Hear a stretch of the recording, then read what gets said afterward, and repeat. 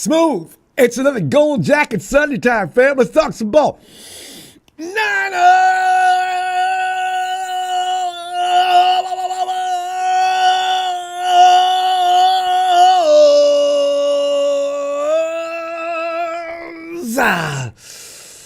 Fam, I just have this good feeling about the 49ers are going to surprise us with something spectacular this offseason. I don't know what it's going to be, but every year they've done that. The last 4 years or so, right? This big deal, and we say, whoa! And you know, that's why we've been in the mix the entire time, except for this last season. Fell down, got tired, broke down. Rams, don't get excited because of your little 1 season in 7. It's not going to be maintained. We will get back to whooping your ass like we always do in the upcoming season. How's that Matty Stafford deal doing? Vet versus draftee, fam. I'm at the QB. I really wondered about that. Let me break it down. 49ers for third year in a row aren't searching for a starting quarterback. The backup quarterback is in question. That's okay. That's not like having the main guy in trouble. For the first few years, Coach Shanahan was either searching for a QB or making do with what he had to do with it in the locker room, right? So, you know, Brock Purdy has apparently satisfied all those in charge of making the decision to go forward with into the future. Into the future. Time keeps on slipping. The benefits, though, fam, honestly, securing the quarterback position can't be measured for an NFL franchise. When you're shopping around and the guy out there not doing what he's supposed to do because you thought he couldn't, it just ends up being a mess. I mean, you know, there's a lot of teams that are in that every year, it seems, right? So, when we look back at our situation, how we were always whining and crying, I ain't got no franchise quarterback. Who is this bum? Man, to do this. We don't, this is what holds the team back. Benefits of securing the quarterback position can't be measured. As I mentioned, the next task is to either put a solid veteran on the 2025 roster to both facilitate as a backup and be ready to go if needed to take the 49ers forward during the season. And that's why he's, quarterback too is really serious. He doesn't get enough love about that. It is quarterbacks go down all the time. If the guy that's coming in to replace him what if we're like, can you see us now? We're running down the pike. Week 14, Brock comes up with a little stinger or something. It's not going to take him out long, but you can't afford to lose another game between now and the end of the season. The schedule's already soft enough. You've got to win those last 2 games. You get home field advantage. QB2 comes in. Is he worth it? Can he do it? See, that's that's a scary thought. And the 49ers, you know they're going to liable to end up in that situation.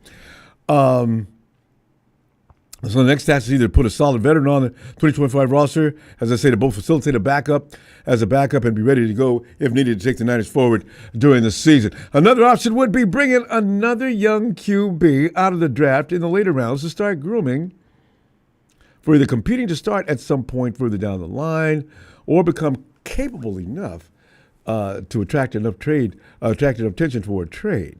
Because, see, that makes him an asset immediately, You look at all those years that they had Tom Brady with the Patriots and they brought in Jimmy Garoppolo. Jimmy Garoppolo showed that he had the skills to stay in the NFL. He wasn't necessarily a backup. I know. But the thing is, they traded him because the 49ers said, okay, we'll take him. So tonight, go to the phones for your thoughts on how to approach the Niners' backup QB role and any and everything San Francisco Gold that you want to bring up, fam. I'm ready to talk about it. Oh, also, heckle them Rams fans as much as possible in this hour of their darkness. I really do. I just bathe in it, their tears. I can't wait to see that day.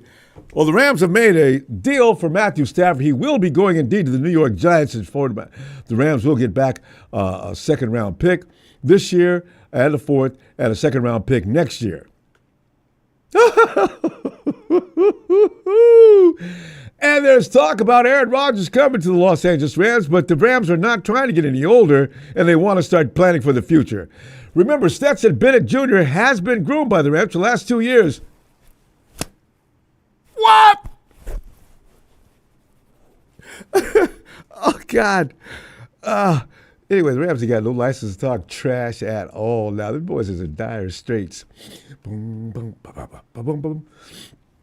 I want my MTV. Dire straits. Fam, DeAndre Campbell. The top quotes of the day. DeAndre Campbell after shamelessly quitting on the 49ers and walking off the field. Quote, I ain't addressing bleep. I'm rich and never have to work another day in my life, and I told Kyle Shanahan and John Lynch that when they FaceTimed me and begged me to come out there an hour after Green Bay cut me. What the hell is wrong with DeAndre Campbell? He does not really appreciate the privilege he's had to be an NFL football player, to be a professional athlete at all. It means you don't talk like this under any circumstances. Who the bleep does he think he is? And by the way, we should have known better when Green Bay cut him to let that alone. And DeAndre was like option 3 or something like that anyway, but still. Stay with our youngsters and bleep DeAndre. That dude is, I read that, I got pissed off. I said, what the? I'm not going to repeat those words now. I got over that. But week 15, fam, in the middle of a game that resulted in the 49ers suspending Campbell for the rest of the season, right? He's mad as hell about that. DC is still pissed off, but to this day has not explained himself about that moment. Dude went on social media this past Friday and went nuts. What are you doing, DeAndre? It's over, man. Why are you talking? DC... He was a starter. Okay, you know what? Here's what DC was a starter for the Niners most of last season until Dre Greenlaw returned from that Achilles injury, right? And took Campbell's spot in the starting lineup. Easy to assume. This is a grown-ass man. But easy to assume that apparently angered Campbell enough that he decided he wasn't going to play again, but waited until the middle of a game to tell the 49ers about it. Remember Nick Bosa said, I saw him over there, man. I didn't want to say anything. Nick, also, you should have said something too, Nick. DeAndre caught everybody out there by surprise with that maneuver. And it's too bad, dude, because you know what? DeAndre had a couple of Pro Bowl seasons, but that little stupid moment of his, that episode is probably going to be what is going to be what most people remember him by, as you know we are. Anybody ask us about DeAndre Campbell, you know what you're going to say, right? Shit. Anyway, that's fine. He ain't going to get a job anywhere else in the NFL. Coach Shanahan came to San Francisco with the quarterback situation to figure out to begin with, right? In 2017, Shanahan's first year, they opted for a rotating cast that featured Brian Hoyer and C.J. Beathard. Neither one of them were worth a half a quarterback. Let's say like a half a quarterback, 15 cents. Okay. No, that's 12.5 cents. Before Jimmy Garoppolo came in riding in on Jimmy Garoppolo came in riding on the back of it. I mean, he was a knight in shining armor, man. Come right in, big white stallion. Like, he's Italian. Big Italian stallion. Horse rears up, his head, raises his helmet up. Hey, I'm here to save the day with that big grin of his. But injury after serious injury finally ruined Garoppolo's tenure, as did rumors of Tom Brady joining the 49ers. Everybody in the world, and Brady was ready to roll too. He would have been he would have been great. But you and I both, some of us don't realize Tom Brady and Kyle Shanahan will never, ever see a day when they're both going to get together. And that goes along, and that especially goes with Aaron Rodgers. That was never going to happen. I mean, it's not because those two guys can't play no ball. But can you see Kyler trying to call plays, and they're changing the plays up at the line of scrimmage every few minutes? You talk about scandalous. Oh, my God, that would, ooh. Then they traded up for Trey Lance, and then they found their franchise quarterback with the final pick in the 2022 draft. The final pick, Mr. Irrelevant. They went through all of what they went to just to get the last pick in the 2022 draft. Life is crazy, ain't it? I mean, insane. This offseason exists a question mark under center, but there's no doubt about who the starting QB will be for the foreseeable future. Thank heavens for that. Brock Purdy's contract is currently in the process of probably being finalized. There's no question about whether Purdy will get paid.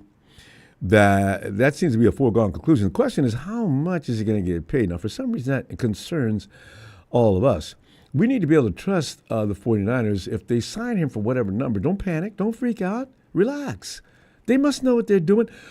Every year, when's the last time you saw the 49ers come into the season with no money or, well, small money, but restructuring contracts like crazy and getting things to a position where they can actually maneuver and do some things in the offseason? When's the last time that happened? It has never happened. The 49ers can continue their trend of a smooth offseason under center by wrapping up a deal with B. Purdy sometime before the offseason program begins in mid-April. John, God dang it, please, Don, don't drag this out. Nobody wants to hear. They can avoid that nasty term that is heard throughout the offseason all over the NFL. Hold out. Oh, man. It gives you that sinking feeling, right? You're sitting there. We're looking forward to a good season. We don't feel like we want to go through any changes with anything stupid going on in Santa Clara. And last year, BA. And then Debo. God, Jesus, don't do this. And it just ruins the mood. Guys don't come into camp like they should. I mean, we went to the Super Bowl that year. What was that? Yeah. Remember, everybody, BA came into camp, and these guys came in. They didn't miss. These are camps they could skip. BA and CMC both in camp, looking like rookies, working out with all kind of enthusiasm and energy. The result? Yeah, you know what the result was. What the final happening wasn't really cool, but still. It can also avoid continued questions about whether Purdy really is the franchise QB, despite what GM John Lynch and fearless leader CEO Jed York have said publicly. How much Purdy gets paid is consequential, but it's less of a question mark. So, because we got other positions to work on. These are things that take energy away from things that need to be prioritized a little higher, like that offensive line and defensive line as well. I'm not really worried about the secondary, fam. I like our secondary. They can add to it if they want to, but the secondary is solid. If we started today, the secondary is ready to roll. No doubt about it. But the number is likely to be a big one that affects how the 49ers can build around their franchise quarterback. Of course, it's going to be 55 to 57. I think the 49ers don't want to cross that 60 million threshold, maybe just 55. It could be 53 to 55. This is money that Brock invests correctly. He doesn't need to get another payday for the rest of his life. So, for now, the Niners just need to get a deal done if they're aiming to make official B. Purdy as QB1 for the next era of football in the Bay Area. Until they do, it will be their biggest question mark at the position and on their roster. But how about that backup? No. Fam, Cam Ward and Shedeur Sanders are not on the Niners' big board, but Brock Purdy will receive a long-term extension at some point this offseason. But Cam and Shedeur are going to be of service to the Niners in this fashion. Both of them studs are expected to come off the board well before the 49ers pick number 11 overall, right? Niners will be invested in the outcome for each of them too. Those dudes could make San Francisco have, in fact, the 9th picking choice of whom they're interested in. So now that ladder just gets cut down. The Athletics see, we got killjoys. What? Jane Brugler doesn't have either of the two guys. Shedeur, come on, man. In the top 11 on his big board? Cam and Shedeur better than the top 11? NFL's media, Daniel Jeremiah has Ward at number 10 and Sanders at number 11 in his top 50. All these haters, man. See, they wouldn't be saying that the 49ers are picking number 11. ESPN's Matt Miller has Ward at number 13 and Sanders at number 22 in his top 50.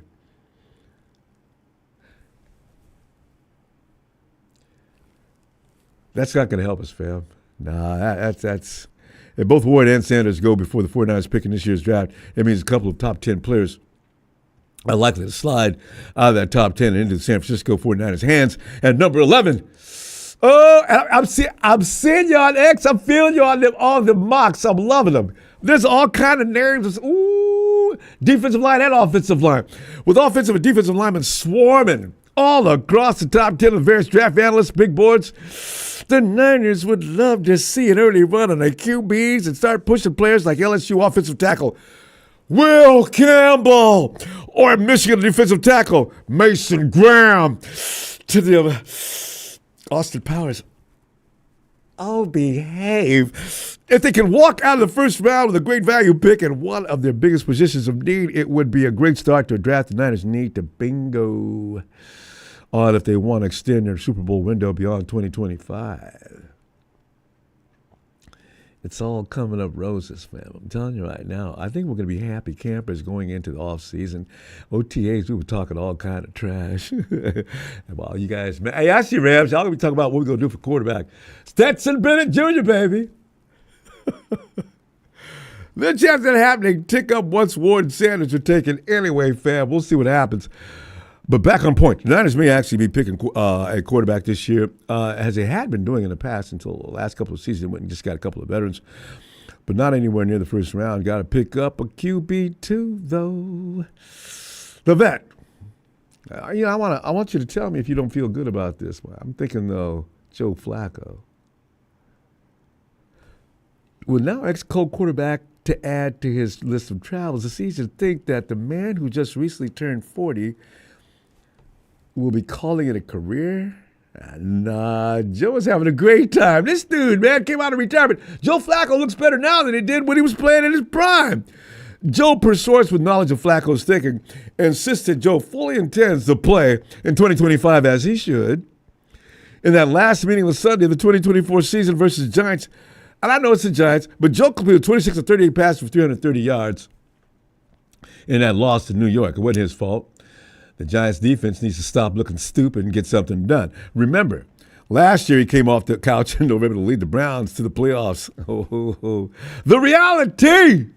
Teams need quarterbacks. Flacco, despite twice being the highest paid player in the NFL and winning Super Bowl 47 MVP award with the Ravens over our Niners, has no issue about taking a backup role. He'll be fine. He'll take it. I think Kyle was bottom line. He still loves playing, and so he will if he can get a spot on one of 32 rosters. Considering some of the names currently on some said rosters, he should very easily. And we got to hurry up and get him if we're going to get him too. Yeah, wasn't Kyle looking for Joe Flacco last year? Remember, I think he was. The Bengals snatched Indiana. The Colts snatched him up just before. I remember his name was on the list. Okay, you don't want to go that route, draftee one. I just went down through the list. I don't know these people, but correct me. Because I looked, one of the things I considered criterion is you need to be a senior. I don't want a guy second year, third year, and you can't get those kind of guys usually anyway. But I want a well-polished, we've learned anything about Brock Purdy is time in college football matters tremendously. You've got to go through some pain and struggles. You've got to get in some situations. You've got to recognize things and not be shocked by them by the time you get to the NFL, because it's going to move a lot faster in the NFL, and that quarterback's going to be overwhelmed. But Kyle McCord, Syracuse, 6'1", 205, senior, projected range, late day 2, early day 3. 49ers are going to pick it up for the first day or the second day probably. Where he excels, McCord was the best quarterback to work out at the Shrine Bowl. After seeing him up close, McCord's arm is NFL strong enough, and he also can throw with touch. This is so important in Kyle Shanahan's offense. Yes, he has continued to help himself and could be drafted earlier than expected. Probably won't see him anywhere in the third day. He's graded as a round 4 prospect, according to multiple scouts who were in attendance at the All-Star event. McCord could hear his name called as early as the end of day 2, though. We're not doing that. I would not guess that at all. His Shrine Bowl performance is a continuation of the growth he showed at Syracuse.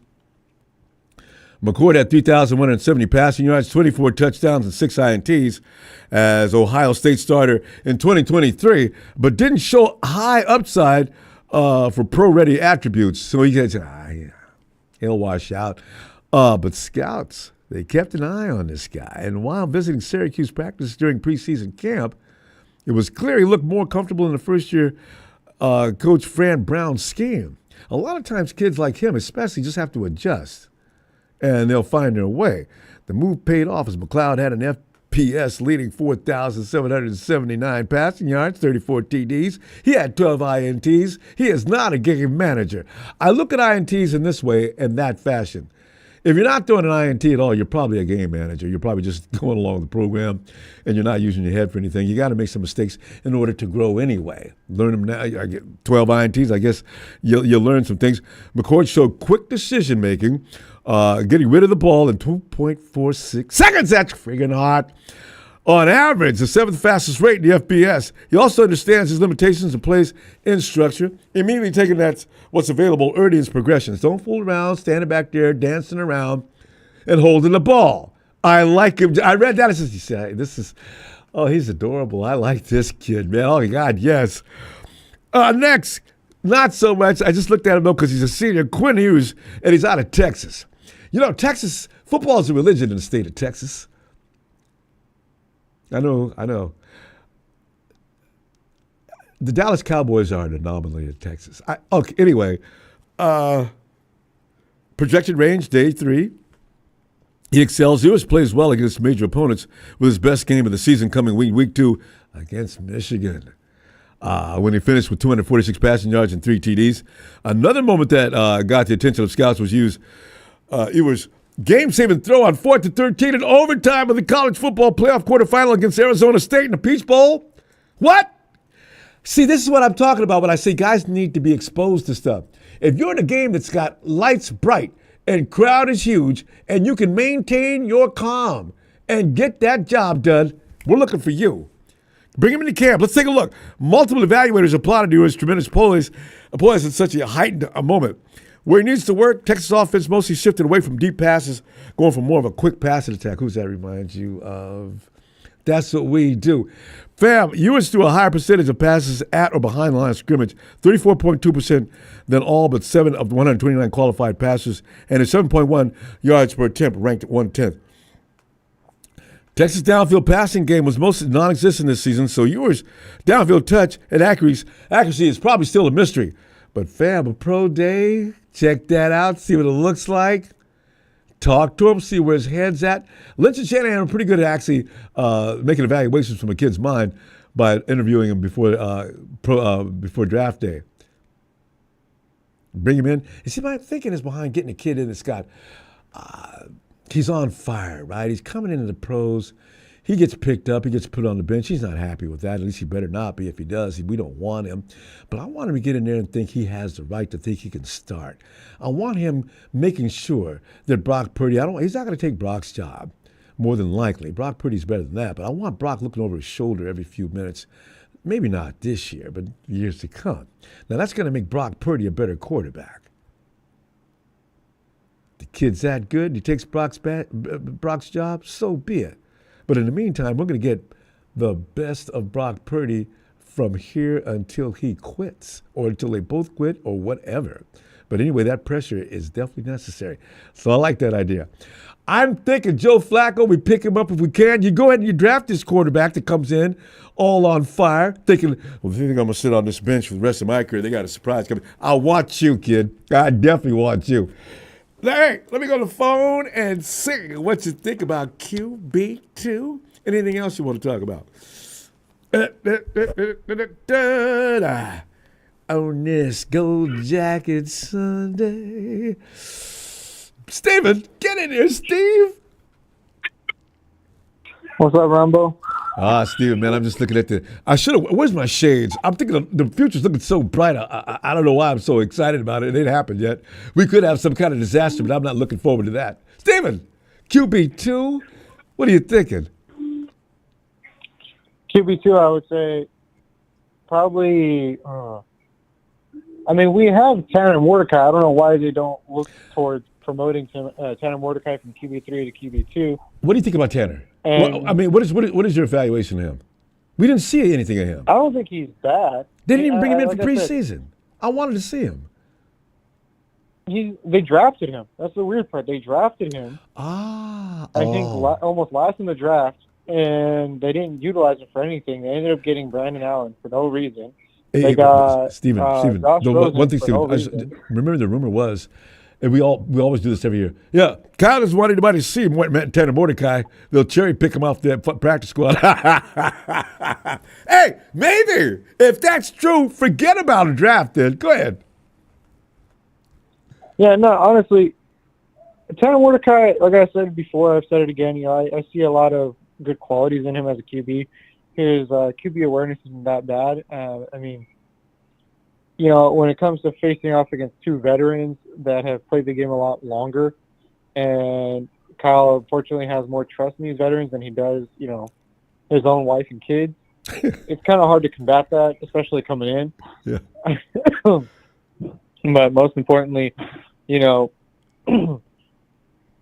what I'm looking forward to is what they're going to do come combine, what they're going to see, what they're going to look out for, because some of our notable players came from the combine, George Kittle being one of them, and probably the only greatest thing to ever happen to the franchise was George Kittle and is George Kittle. Oh, man, that guy. It's just, it's a lot of the drama that's been happening around the team too.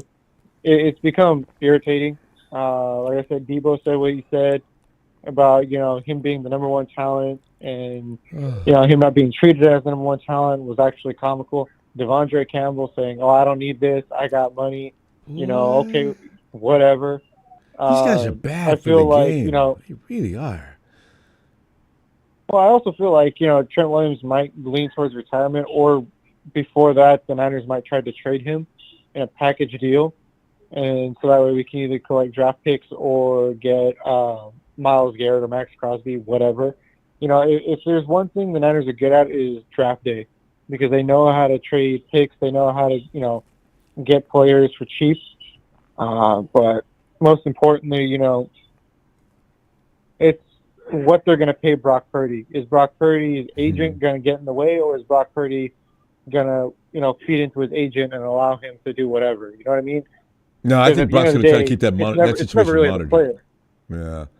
I think Brock's going to he's going to have a leash on his agent. I'll bet he doesn't want to stay. He has already made it clear he wants to get into camp day one. I think they're going to keep care of that. Yeah, it's just there's a lot of things, and we still have an available franchise tag too. That's one thing that we're kind of looking at. It's like, who do we franchise tag? Can we franchise Purdy? Can we franchise Juwan Jennings? Who is going to allow us to franchise tag them without getting angry about it and wanting to leave immediately after, Steven, you know what? And anybody else chime in on this here. I don't think you can franchise a player this contract hasn't finished. If you have a year left on your contract, the 49ers can actually sue you or something. You can sit out, but you can't go anywhere. You can't do anything. Now, next year when those contracts expire, now he can leave. We're in a very awkward situation in terms of what we can do and what we have that allows us to do what we do. Mm-hmm. Not only that, but the league has evolved so much that it's going to be a whole new animal come next season. I mean, who would have thought, Washington was going to be as good as they were? Who would have thought, That's freaky. I mean, really, the Texans are kind of on the up and coming. The Chargers are on the up and up right now. Actually, speaking of ego, did you know that Ezekiel Elliott is demanding to get paid top dollar by the the Los Angeles Chargers? I don't know. Yeah. Some of these guys are just born with incredible nerve. I can imagine that. I thought he was retiring. So he went to the Chargers. Nope. I guess he was on the LA Chargers. That's weird. Yeah. It's weird. I saw this afternoon. It's like, I want to get paid top dollar. And it hasn't done anything in the last 3 years to even warrant top dollar. Zeke? Strange. It took me a minute to realize it was Zeke saying that, not Debo. Well, but they're both talking the same trash. Not a humble bone in their body. Well, I'm telling you, if you get C.J. Gardner-Johnson Ezekiel Elliott and Deebo Samuel on the same team, it'll be the most annoying team since Kansas City's relationship with Taylor Swift. Get Stephon Diggs on there, too. Oh, yeah. Get Stephon Diggs and who else? Aaron Rodgers. Big AB out of retirement. And Aaron Rodgers is the quarterback. Yeah. That would be his SNL skit right there. Every week. Instead of any other program, just run natural skits on these guys. Look at this. We didn't give them a script. This is who they are. God. Ronbo, they wouldn't even win. They would just be talking smack. They would still lose and say, "Oh, we're the best team that, best team this." Like, man, shut the fuck up. But like I said, man, it's interesting because we're going into this offseason. There's a lot of talent that is now free agented that want to leave their loser teams, that want to join winning teams. Lots of teams, the loser teams have a ton of money, and the okay teams have some money, and the winning teams have almost virtually nothing. It's interesting because, how the league has changed completely. I mean, now you've got Kellen Moore with the Saints. You've got Brian Johnson elsewhere. You've got who else? What's the other guy from Detroit? The Lions. Yeah, I would say. Yeah, he left. Yeah, so you've got a new Raiders head coach and a new quarterback that they're looking at. And they're going to be drafting one too. They probably will. Steven, we got. Oh yeah, and then you got the Denver Broncos looking good. Oh, you got the Denver Broncos looking good too. I suspect. And here we are, sucking our thumbs. Well, yeah, we're over here sucking our thumbs and licking our wounds as if it's, we're just going to wait another year. Like, no, they have to bounce back. They have to pretty much go all in because it is the last year. Yeah, no, the Niners are every year is going to be pretty intense. See, we're going to go. I'll, you know what? This week's very strange for me. I tell you, I'll see you somewhere between Wednesday and, I'm going to try to get back here Wednesday. Yeah, let's do that. All right. I'll see you Wednesday. All right, fam. Night, Steven. You have a good night. You too. Night, fam. Smooth. Come on. 1 second, Ronbo. 1 second, homie. All right. Damn, where they? He's got to get his notes. Guys been working harder on the draft and everything else than Lynch and Shanahan. It's going to be great, though. I just got a good feeling about this season, what's going to happen. Because when we come back from remember last time we got our brains beat out? And the following season, we were a steamroller rolling down the NFL track. Okay, Ronbo. Yeah. Smooth. Yeah, man. I know you don't have any time for any foolishness like DeAndre Campbell or anything like that. So I figure you go ahead, quarterback two. Campbell, he said Campbell, the linebacker, he said he's not apologizing. No, he's doubling down. He feels like he was abused and mistreated. And they told Lynch and Shanahan on the phone when they begged him, as he put it, when they begged me an hour after I got let go by Green Bay to come on over there and let's talk. Ooh. He knew what the situation was, man. He knew what the Devondre. situation. He just thought Greenlaw wasn't going to come back that season. That's what it was. So when Greenlaw did come back, he was like, that's when he went into his rant and all that, man. Right. We don't need that, bro. Move on. What's up now? What's going on? God. Grown Look at the quarterback, too. Grown ass man. Look at the quarterback, too, now. In fact, Mordecai out of Florida. Yeah. Mordecai out of Florida State. Yeah. I'm gonna tell you this. A lot of people may be shocked, but he's better than Brock. Whoa! Wait, hold on. I'm gonna keep it 100 with you. Like I do, I study. I don't just look at highlights. I break it down. And Mordecai, I'm telling you, when if Brock, let's say Brock pull a Debo or IU and try to hold on anything like that, I'll tell you the truth. They won't pay him that 60. We can trade Brock and get another number one. And Mordecai, he already know the system. He already know the system. He's been sitting and wait. He already know. I'm telling you, he got a stronger arm. He's speed. He got speed. What are you, about 4.5, 4.4 speed? What? Cannon arm, accuracy. What else you need? Vision to read the defense. Hey, bro. Hey, you know people were saying things and I wouldn't be surprised. Huh? Go ahead. I said, people were saying things. I said, yeah, Tanner Mordecai, they're trying to keep him hidden. They got a cloaking device on him because he'll get cherry picked if he goes out on the field. Well, we didn't see him in preseason or anything else last year. Could there be some truth to that? I've been watching. I've been studying him, man. I've been studying him. When they got him, I was like, he gonna want to play, but he don't mind sitting. And I'm saying you got Brock in front of him. I'll tell you this: if a team is a quarterback away, and they want somebody already experienced in 1 year under Shanahan system, they'll go after Mordecai. Watch. Yeah, because scouts know. Then if nobody else knows. That's right. Of course the scouts know. Of course the scouts know. And we got some of the best scouts in the NFL. That's why they got Mordecai. He's a steal, bro. He is a steal. He just sitting, waiting. Now Brock go out again with a key injury. I'm telling you, faithful in you right now. Don't panic. Bring Tanner in. Not panic. Bring Tanner in, huh? Hey. And you know what? Once he get in, he go hold that job down. He gonna keep that job down. That's how you did in Florida State. That's how you did in Florida. I'm trying to tell you, bro. If I'm lying, I'm flying. All right. No, we can let Joe Flacco stay where he is, then. You want to draft another quarterback, go ahead. But no point paying nobody $5 to $10 million. If you got Tanner Mordecai standing by, bring him out. Let him be the dude. Check this out. He should have been number 2 instead of Allen behind Brock. Oh, smooth, man. You laying some heavy stuff on this dude, man. Because the thing is, if he's like that. When preseason fly around, watch and see. You go see a different version. Well, we didn't really see him, but watch. Shanahan, no. Now they're talking about if Shanahan and them, when the Niners move up to number 1 with Tennessee ain't moving. Tennessee need a quarterback bad. Tennessee's not going nowhere. Oh, I made another mistake. Let me clear it up. Cleveland is the 2nd round pick, not the 3rd round pick. My bad on that too.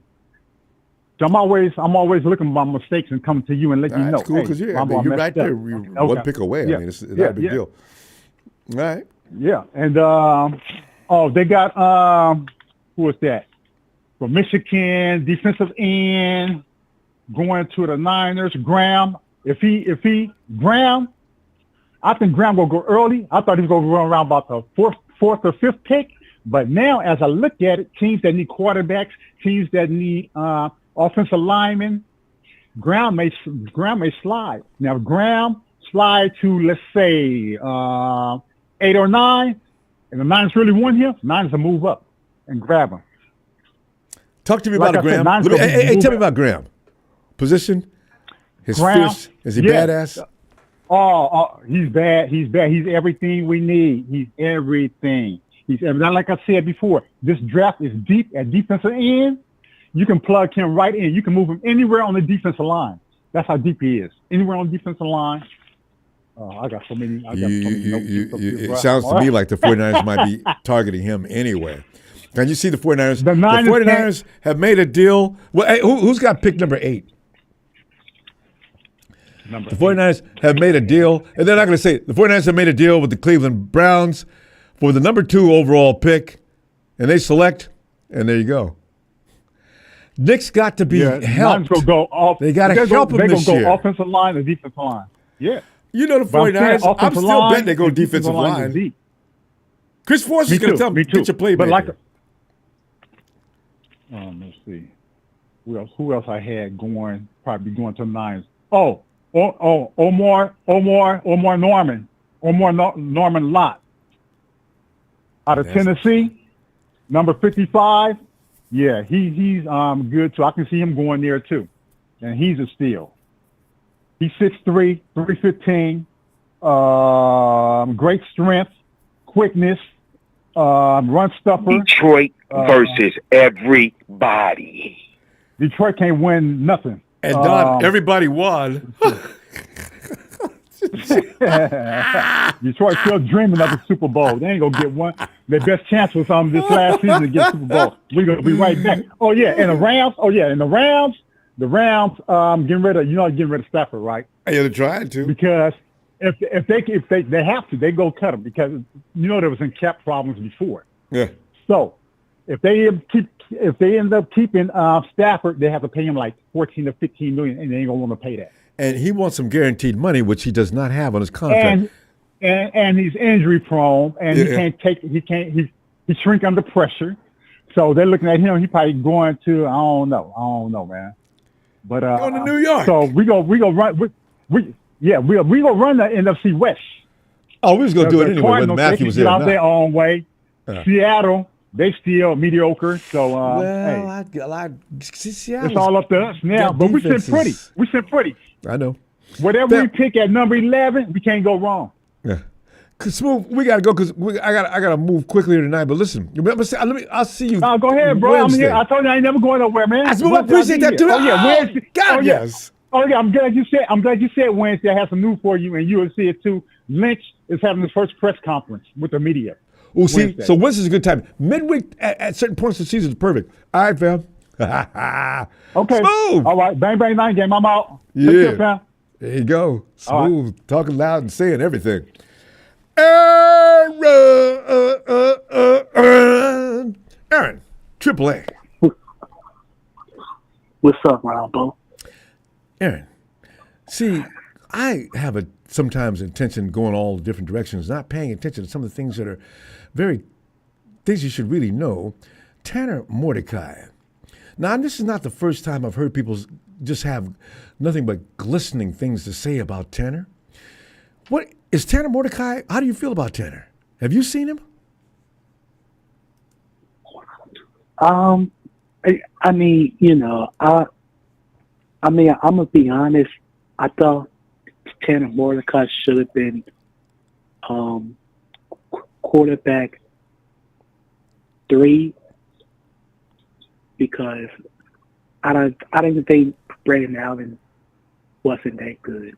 Okay, but you're talking about Josh Dobbs, one or the other. Oh, I see. Josh Dobbs would be number 2, I guess, and Tanner number 3. Yeah.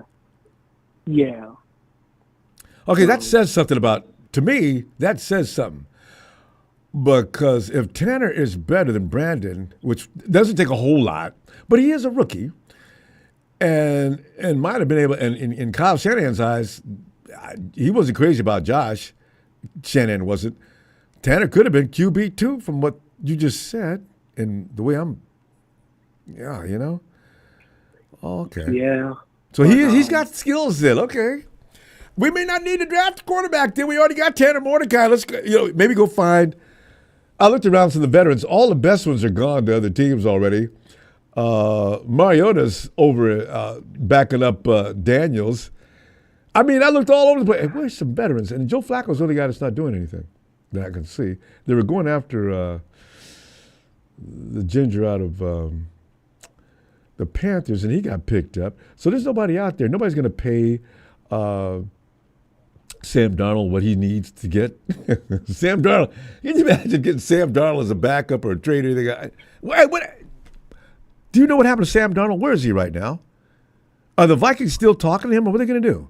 Anyway, that's not if you know real quick, you can answer that. Just otherwise, you go on with whatever you're going to say. Yeah, I believe the Vikings wants to keep him, but if they don't, then he'll be a free agent. So he'll get swapped up quick then. Yeah. Look for the Rams. That's what the Rams will do. They'll bring him back to SoCal. If they could get him, but they're not going to go make any deals. But if Sam Darnold gets freed, the Rams will pay him. Anyway, that's yeah, they are. Yeah. But yeah. So, and I think John Lynch will speak to the media this week coming up. Wednesday. They always do things midweek, so Wednesday's a good day to check back in. Okay. Yeah.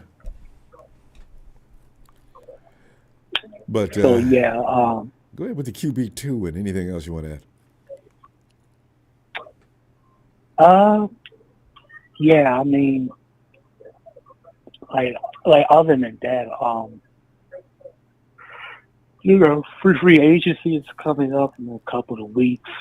I know, right? I can't wait. Combine this week, free agency immediately the next week. They make all kind of illegal deals at the Combine, and first thing you know, I don't think the 49ers are going to be dealing at the Combine. I don't think they're actually really looking for talent. So we'll see. Yeah, I think so too, because they really need to hit this draft. Yeah, if it could be equal to last year's draft, I'll be delighted. There was very little waste in last year's draft. We kept pretty much all of them, and all of them pretty much contributed. Yeah, like I mean, players like Purdy, Renardo Green, Mustafa, and I feel like Pearsall gonna be solid this year coming up. I guarantee it. I mean, that's a lot of guys in a draft. Usually you get 2 or 3, if you're lucky, that are actually productive and can be used in the future. I'm talking 5 guys. And I think Coward, let's see what Coward looks like this year. Yeah, yeah, I do think Colin has talent, but He's not speaking. I think but he gotta like be stronger to block. Yeah, I know. Shanahan. That's what Kyle. And you're not going to get a speedster that can block. And for Shanahan, for his offense, he needs a speedster. Make an exception. Just explain to the rest of the guys, listen, I'm expecting you a lot more from you because I'm going to depend on you for more.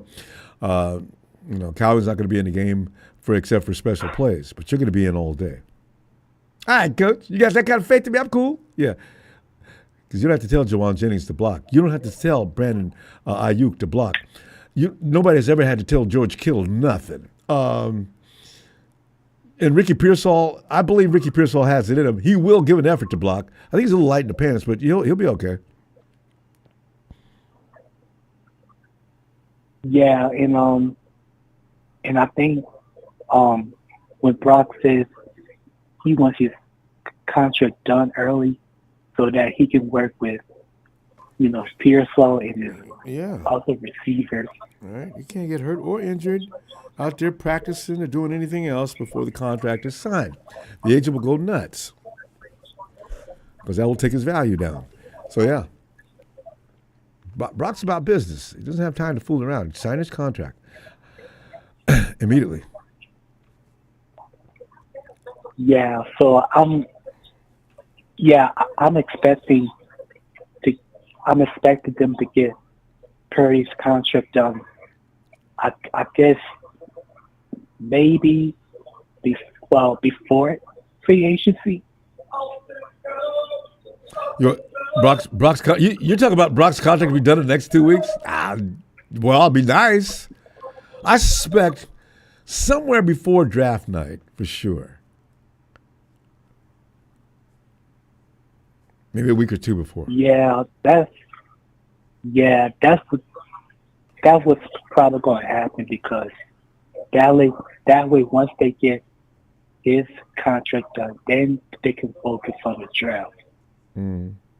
And everybody else's contract, because everybody else's contract they can get done in a few minutes. But this Brock's got to be done right now. And like you're saying, they got to focus on getting that draft right. They're probably working on the draft all the time anyway. They've got an office full of people that are, that's the only thing they do. So, yeah. The scouts are reporting in right and left. They'll be fine. But so and we don't know if Jordan Mason's coming back, right? Yeah. There's a lot of good running backs in this draft, fam. And I'm told, so I was talking to a dude today, he said, man, you can get a running back in round 6 this year, and that'll be a bad mofo. I said, man, stop. No, man. They got running backs nowadays, there's no premium on them. So they're all over the place. Kid who can't do nothing else in school, he wants to run the ball. I said, that's true. You may have all kind of talent, too. Yeah, that's true. Yeah. You're a track and field king. State champion. I mean, running back's probably not a big priority for Bobby and Kyle anyway. They've made guys that can't play no football great running backs.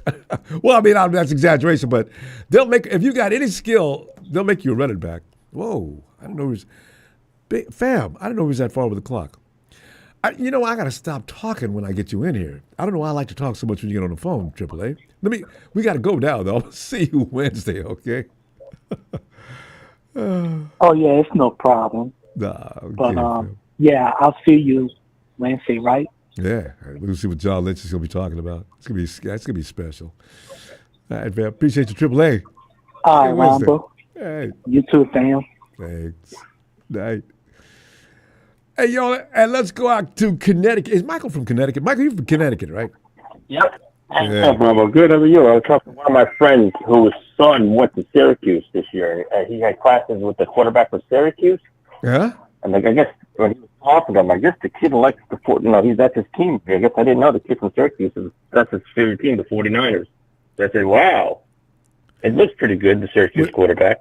Yeah, you're talking about Kyle McCord? Syracuse, yes. Yep. It's a senior, too. I mean, I wouldn't mind. Any quarterback, we never know. I mean, and Malachi, I'd like to see him, get the QB1 someday. I think this kid could do it. Like the guy said before. I think Malachi could be it. If he studies Kyle's system pretty long, I think he can do it. Because look at Purdy did. We didn't think Purdy was going to be this great, and look what happened. Again, a maturity. He came in with maturity. Malachi has a stronger arm. I think that's what we need, a guy that can throw bombs away. Mm-hmm. We need and he's a guy got the that name can throw for a missiles. quarterback, too. Tanner Mordecai. It sounds like a quarterback. We don't want to. The dink and dunks, they're okay, but they don't get you that far. We need a guy that can throw a missile, that you can get a fast receiver out there that could go out and catch those fast. Like Janet, he could probably go deep. Yeah, but I still need a guy that's got some touch and can hit those short, quick passes, though. That's Kyle Shanahan's his offense is pretty good. He can throw the bomb. I'm happy with that, though. Yeah. But we need a guy that can throw a bomb once in a while. Not afraid to throw them. We need to. We need a guy that can throw those deep bombs. Oh, absolutely. Can't be a guy that's short. But who else could throw a bomb? Actually, we I don't want to piss anybody off, guys. I'm not saying anything bad about the quarterback. Now, you know what? I'm gonna leave that alone. But what I'm saying is this: guys got to have some touch and accuracy. That is the primary important thing. Because Trey Lance can throw the ball out of the park too, but you've got to have accuracy in Kyle's offense. You got to have a good IQ. Yeah. And Timing, I think, like everybody's talking about Stafford. I mean, if he doesn't go with the Rams, I could see Stafford maybe go. Hey, maybe see if the Atlanta Falcons didn't have the problem with that quarterback that drafted from Washington, I could see Stafford going to Atlanta if they had that rookie quarterback. Tony Wright will be livid. Livid? Oh, he'd be perfect. Stafford to Atlanta. If Tony, you've heard Tony talk about Stafford and Dak. If he comes in throwing INT after INT, Tony's not going to be happy with that. Yeah, Stafford. Okay. No, he'll smash his TV. He'll probably break his TV. Tony, I'm trying to tell him. I don't know. I don't think he'll go to Atlanta. I think he'll probably go to one of the Giants. I don't know about the Jets. Maybe the Giants would take a chance on him. Yeah, no, the Giants are supposedly the front runner. Or they're making the most noise. The Giants can get him. Yeah, if the Giants get him, they'll draft a rookie behind him just to groom behind him. Because, Stafford's getting old.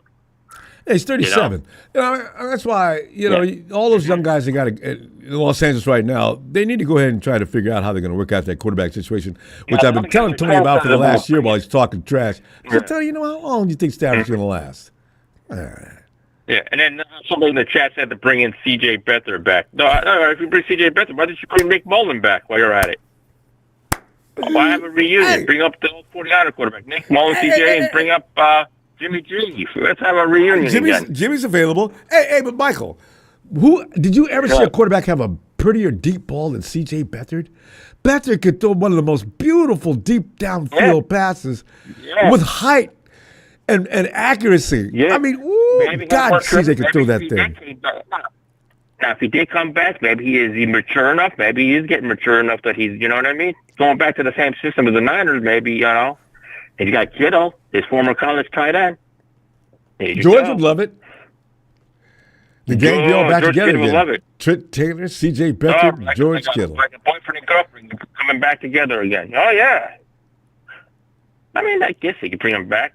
I mean, Dobbs will probably end up going. No, we don't have any. We don't have any. Dobbs is already gone. So is Brandon Allen. Who think Dobbs going to go to? Do you think Dobbs will go to Atlanta? No, Atlanta. The Rams? Maybe. I don't know where Dobbs is going because he ends up going somewhere every year. Dobbs is going to go through all 32 teams in the NFL before his career is over. Like the guy from Baltimore, like the other guy we had from Baltimore that got injured in the playoffs. Remember? Or like quarterback that got injured after Purdy. Oh, yeah, he's been to a couple of teams twice. Oh, what is his name? My God, he looks so scared. He looked like a deer in headlights out there. And he's been around the league for how long? What are you scared of? Too long. He's just scared. It's Josh Johnson. That's the quarterback. That's him. I think that's his name. Josh. You're right. Playing with Harbaugh. Josh Johnson. God. Yep. But the draft, I mean, I heard too, the 49ers, they were predicted if the Niners do move up from 11 to 9, they would go after Banks, the offensive tackle from Texas. You know, and we'll have to respect that. Because I wish we could get one of these monsters coming out in the first round from a defensive end or defensive tackle. I mean, we need badly an offensive tackle. We could if one of them slipped. If one of them slipped, and we can move up to number 9, and that guy's there at number 9, we got him. We could. We don't know. I know. We got to see how they do. Combine and see how they do. Maybe one of them might slip our way. You never know. These players slip. There's always something. Yeah. About football. Yep. Well, we're gonna. That's one thing. It's like Ian Sharp says, Josh Johnson, the practice squad legend. He'd be working on it. He's a bum. I know. He was doing a commercial I saw recently. Yeah. Perfect for him, too. Yeah. Let him stay in Baltimore. Let him stay there. Is he back in Baltimore now? I thought he was with Harbaugh. One of the Harbaughs. Okay. Yeah, the Harbaugh's in Baltimore. Yeah, I forgot. There's 2 Harbaughs in the back of the league again. So, two better than one. Michael, we're gonna go. I'll tell you what. I'm gonna see you Wednesday, and we're gonna see what happens. What does Coach have to say, or should I say GM Lynch have to say? All right, fam. We'll have to find out what GM said. Ronbo will know the answer by Wednesday. Oh God, yes. We're gonna jump on that. Ronbo Sports, everybody, all those fans. Have a good night. Shout out to all the 49 Empires, all the ladies in the 49 Empires. Shout out.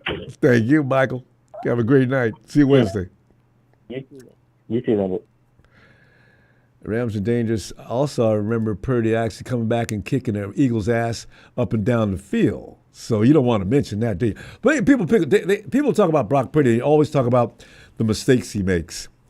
But what the comedians don't know is we also know about all the good things he did, too. So keep throwing your stupid little ignorant digs. You wish you had Brock Purdy. Hey, Joe, JT.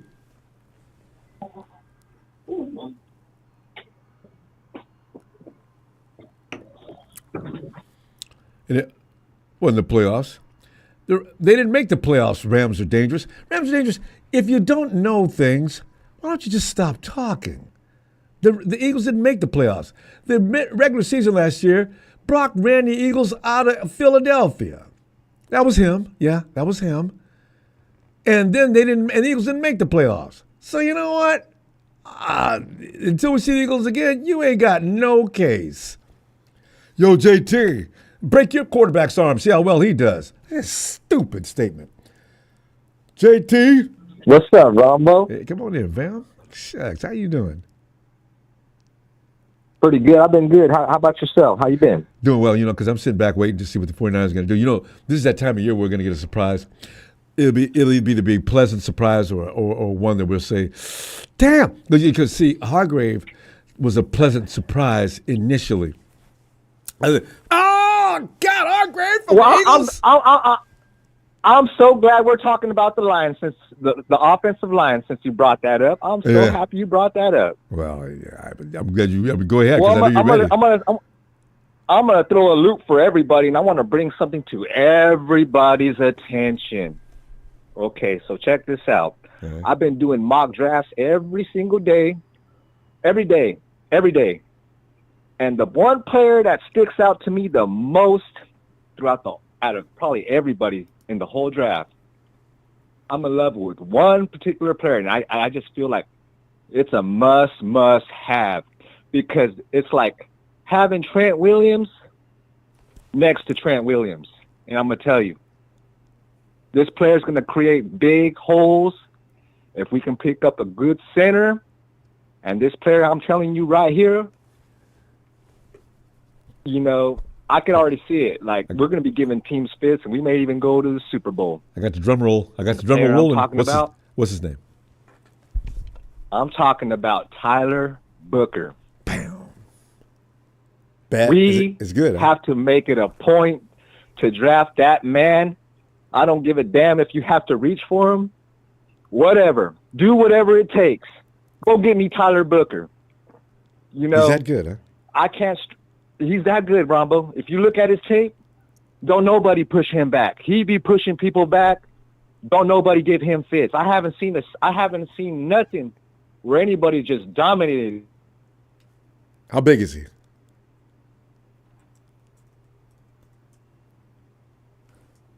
JT? Did we lose? Did you get disconnected from JT? JT.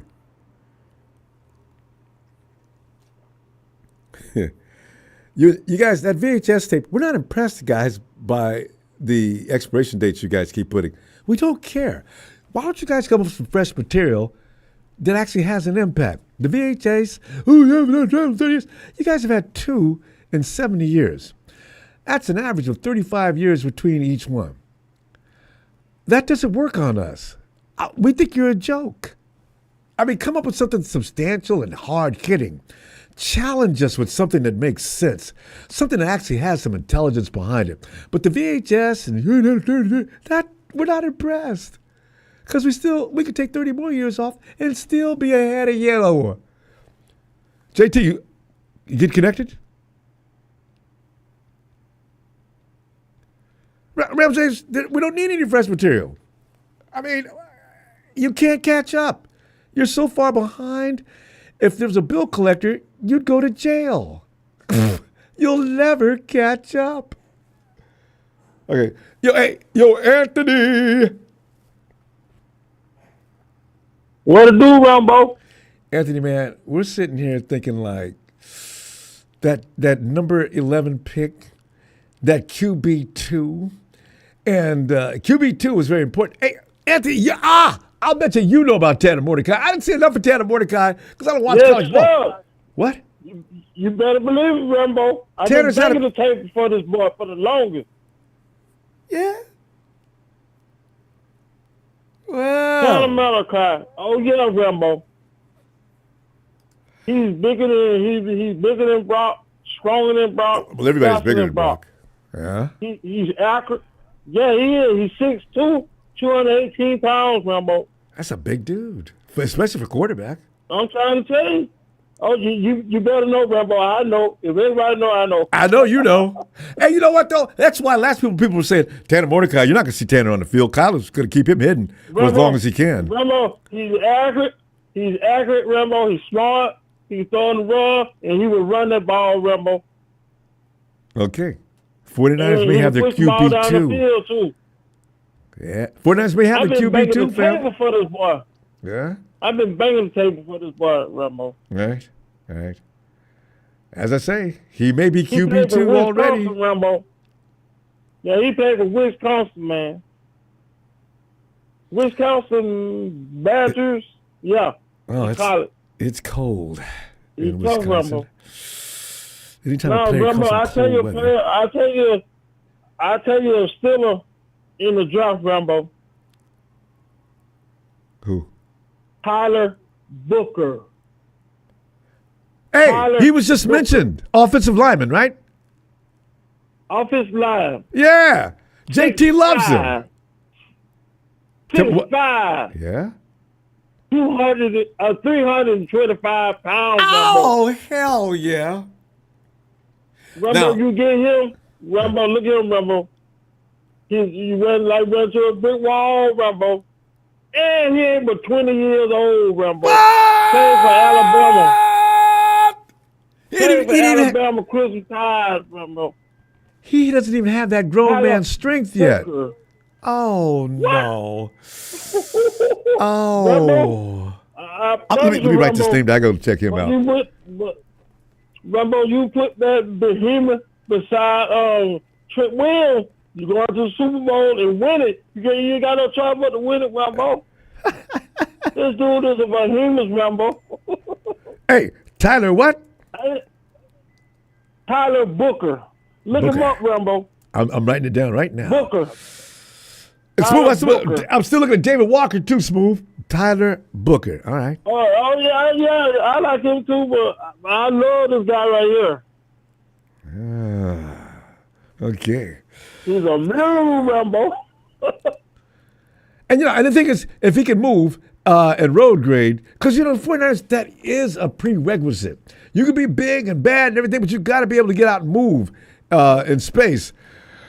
For our run game, which of Kyle predicates all he does off that run game. So if Tyler Booker can move, not just pass protect, but he's got to be able to get out and knock people out. I'm trying to tell you, Ronbo, this boy, Ronbo, when you see him, you gonna say, oh, boy, look at him. I'm telling you, Ronbo, the boy, he's nice. Yeah. He's a big boy, Ronbo. So, is he a tackle or a guard?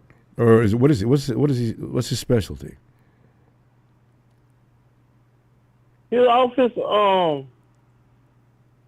let me see. He's a guard, Ronbo. He's an offensive guard.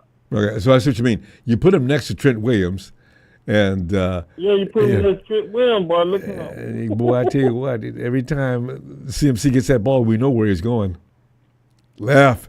Go left, young man. Left. Bam. Oh, my God. Stand there and look around. I can't believe all this space. Oh, touchdown. Oh, sit there.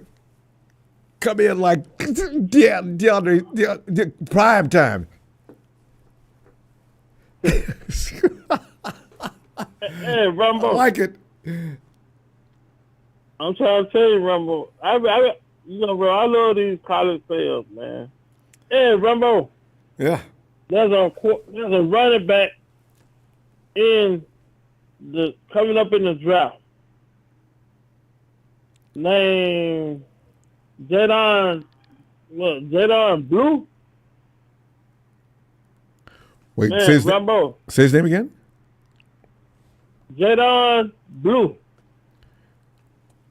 You said Jodon? Ronbo. Yeah, Jadon. Jydon. Blue. Jyzon. And last name is Texas. Jadon. And what's his last name? Blue? Jadon Blue played for Texas. He's B-L-U-E? a running back, Ronbo. He's a running back, Ronbo. I got you. I want to know how to spell his name. How do you spell his last name? B-L-U-E. It is B-L-U-E. Okay. Yeah, go ahead, talk about him. Blue. All right. Ronbo. You talking about Raheem Mostert? Boy, Ronbo. He hit the outside zone read. Ain't no catching him, Ronbo. Yeah, I like that. I like that. And can catch out that backfield, Ronbo. He's a Kyle guy. All the way, Ronbo. Hey, you know what though? He needs a little meat on him Because he can't get hurt right away. Is he pretty big? Has he got some good size? What's his size? He pretty stout, Ronbo. Because Mostert got hurt.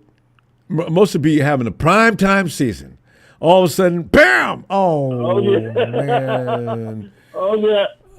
He's out. He'll be out for 3 weeks. Yeah. So that happens to a lot of running backs, no matter how big you are. I mean, they took down Saquon how many times? Also, the big man over with Baltimore, he finally got took down. If you're a running back, you're going down at some point. It's just win. Because you figure Derrick Henry, somebody hurt Derrick Henry. I don't think anybody would ever hurt Derrick Henry. Well, what was that, 2 years ago, Derrick Henry? Somebody was out for a while. What was that, an ankle injury or what? I said, man, you know what? Who is it that hit Derrick Henry that hard? Rambo. Jadon Blue. He's like 6'2", 201 pounds, but Rambo, he run that 4.4 something in the 40, Rambo, and he run that outside zone in the rounds. He do everything Kyle wants you to do in the quarter, running back, Rambo. You said 6'2", huh? Okay, 6'2". That's a pretty big for a running back. But you know what? What's his name from Patrick Taylor fooled me too. He's kind of long. I was kind of impressed with him too. Anthony, we got to roll. I'll be back Wednesday. Let's see what Fearless Leader has to say. I'll be looking for you and more analysts analyzing some of the best guys to bring on the 49ers staff through the draft. All right. Oh, yeah, Rambo. I'll be all over it. Anthony, have a great night, fam. Appreciate you. Thank you, Rambo. Appreciate you, Rambo. Thanks, fam. Night, Anthony. We go back and check his JT and see if he's. JT. Oh, my bad, Rumble. My cheek muted the phone. I was talking to my side, realized I was trying to call you like, oh. Hey, well, you know what? Your boy Tyler Booker just got another.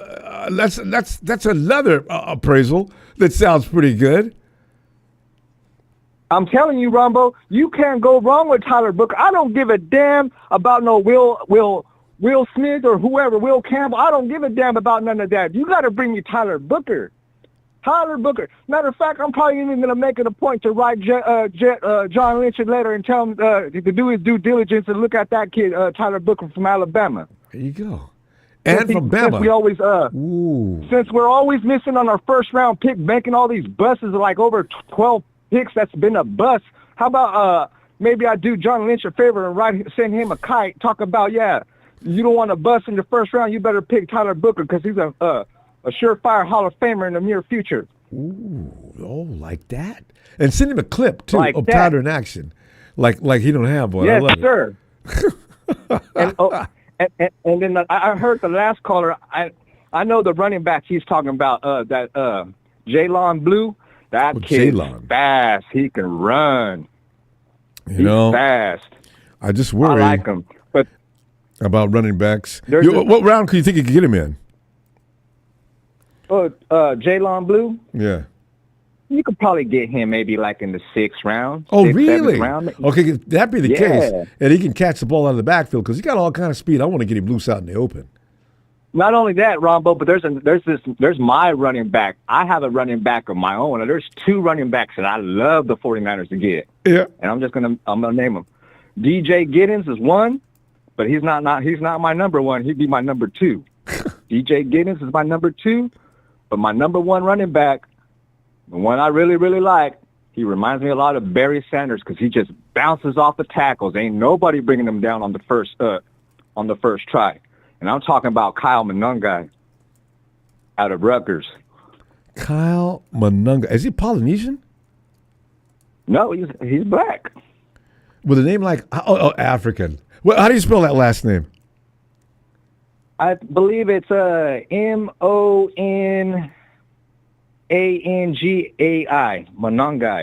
Monungai. Oh, that's definitely African. Watch some film on Kyle Monangai. He's going to blow your mind. You're going to love him. You're going to love him. I'm not going to be surprised. The African ball players that have been coming in the last 6 or 7 years have been, a lot of them are like ridiculously good. And usually some of them just came to college. They probably played European football, before they came to America. And all of a sudden they put them in pads, and they're just ridiculously good. We got to re-sign that kid we just had last year for defense, too. That was getting loose all the time, but he just needs a little more polish. So, yeah. What position did he play? He was defensive. I think he was defensive end.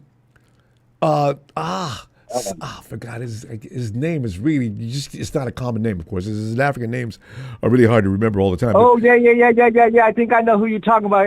His last name starts with an O. I know who you're talking about. I can't think of his name. I mean, he'd be busting through that hole all the time. It's just the defense. I don't know what the coach was thinking, but he only put him out there every now and then. And every time he was on the field, you knew he was on the field. You know how some guys go into the game and you didn't know they were in the game? No. Every he got on the field, you knew he was in the game because he'd be either on the tackle or about to make the tackle. The camera's always catching that number. I said, man, this dude, how come he doesn't get any more snaps? So we'll see. Hey, Ronbo, can I just name one more player? I know you ain't got a lot of time, but I just gotta bring one more person up. Give me, I'm definitely wanting to hear it. Go ahead. Okay, there's another player who I want. He's going to play on the O-line, and this guy, he might not be real tall, short, but he is a dog. He's a dog, Ronbo. And I'm talking about, I think he was a wrestler. And I'm talking interior offensive lineman from North Carolina, Willie Lampkin. Willie Lampkin. He can play guard. You can put him at center. I'm talking about this kid right here's a dog, Ronbo. If you watch that man's tape, you're going to fall in love with him too. Now, here's the thing. If you're going to play center, Kyle Shanahan, you need to have a really high IQ for football. Though, because what's his name? That's the only reason he's there now at center. Because he's one of the sharpest guys on the team, apparently, and they need him there at the center position. But we can't have him getting his ass kicked on every snap. So, let's do that. No. This kid right here, Willie Lampkin, he's not going to be pushed around. I'm talking about, he's probably a poor man's Trent Williams. Let me put it that way. That's yes. Even a poor man's Trent Williams, I'll take it. Yes. Yeah, Willie Lampkin. I'm telling you, Ronbo. I look forward to it. All right, fam. Hey, JT, good to hear from you, man. I'm telling you what, let's see you Wednesday and see what GM Lynch has got to say, okay? Hey, I'm going to call Wednesday, Ronbo. Do me a favor. Whenever you have some time, do your homework on those particular players that I mentioned. DJ Giddens, Willie Lampkin, Tyler Booker. I got them. Got them written down right here. Yes, and then you tell me what you think when I come back online on Wednesday. All right, we'll do. I'll make that my assignment. I hope everybody's on board with what I'm talking about, because I'm talking, if you get that Tyler Booker, because it starts right there, then you're going to really open up things up in the line. Ooh, I like that idea. All right, fam, thanks for the tip. I'm on it. All right, JT, all right. Good to hear from you again, too. Can I get a Niner holler? Oh, hell yeah. Niner!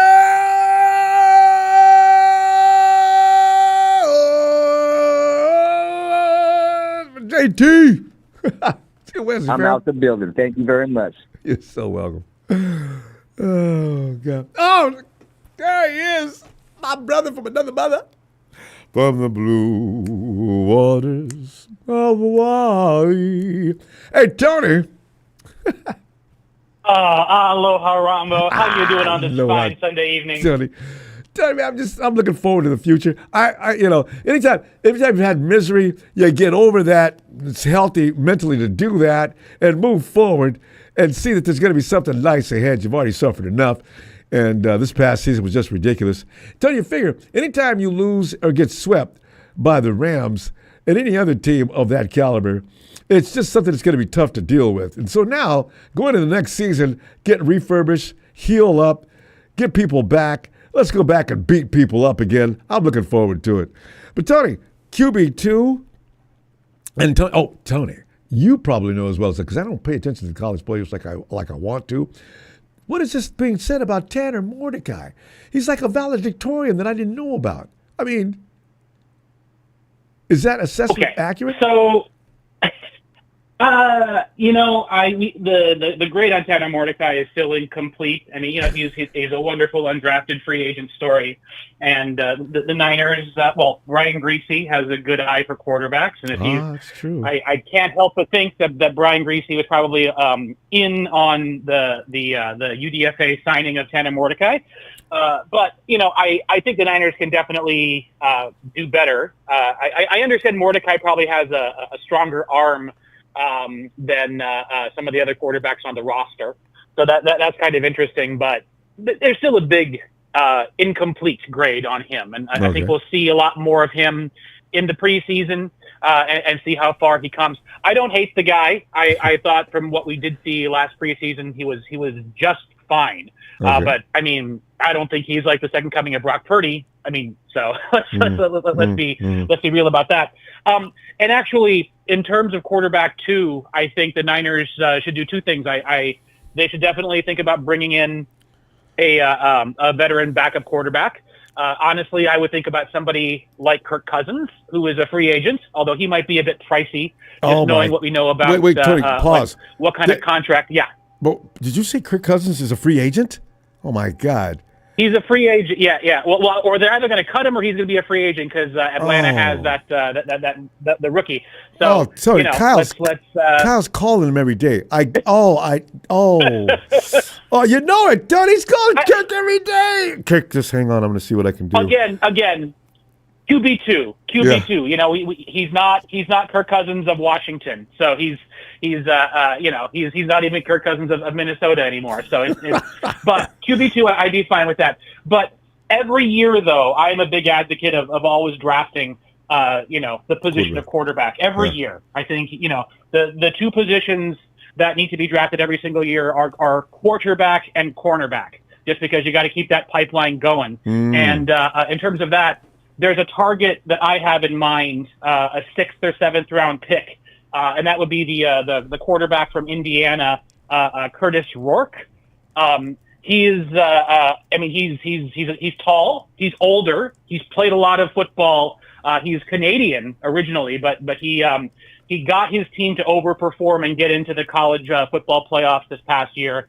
He actually satisfies all of the Parcells criteria for drafting a quarterback, similar to what Brock Purdy, except Rourke probably has a little bit bigger arm than Brock Purdy. Quite frankly, Brock Purdy has that elite 10-yard split, but I think there's more NFL actionable upside to Curtis Rourke. I'm not saying Curtis Rourke's better than Brock Purdy. Brock Purdy's a proven starting quarterback in the NFL, and Curtis Rourke is coming out of college. So don't get it twisted. I'm not saying Curtis could start if drafted over Brock Purdy. I'm saying he has more physical tools for today's drop back passer game. And I looking at his games and looking at his stats and just the amount of football he has played, I think he's a guy who would slot in quite well. Also, this is a very interesting fact about Curtis Rourke. He actually played last year on a torn ACL and managed on a torn ACL to get his team into the college playoffs. So he ended up getting his ass beat by Michigan, but the talent gap there just couldn't be made up for. So I'm a big Ohio State.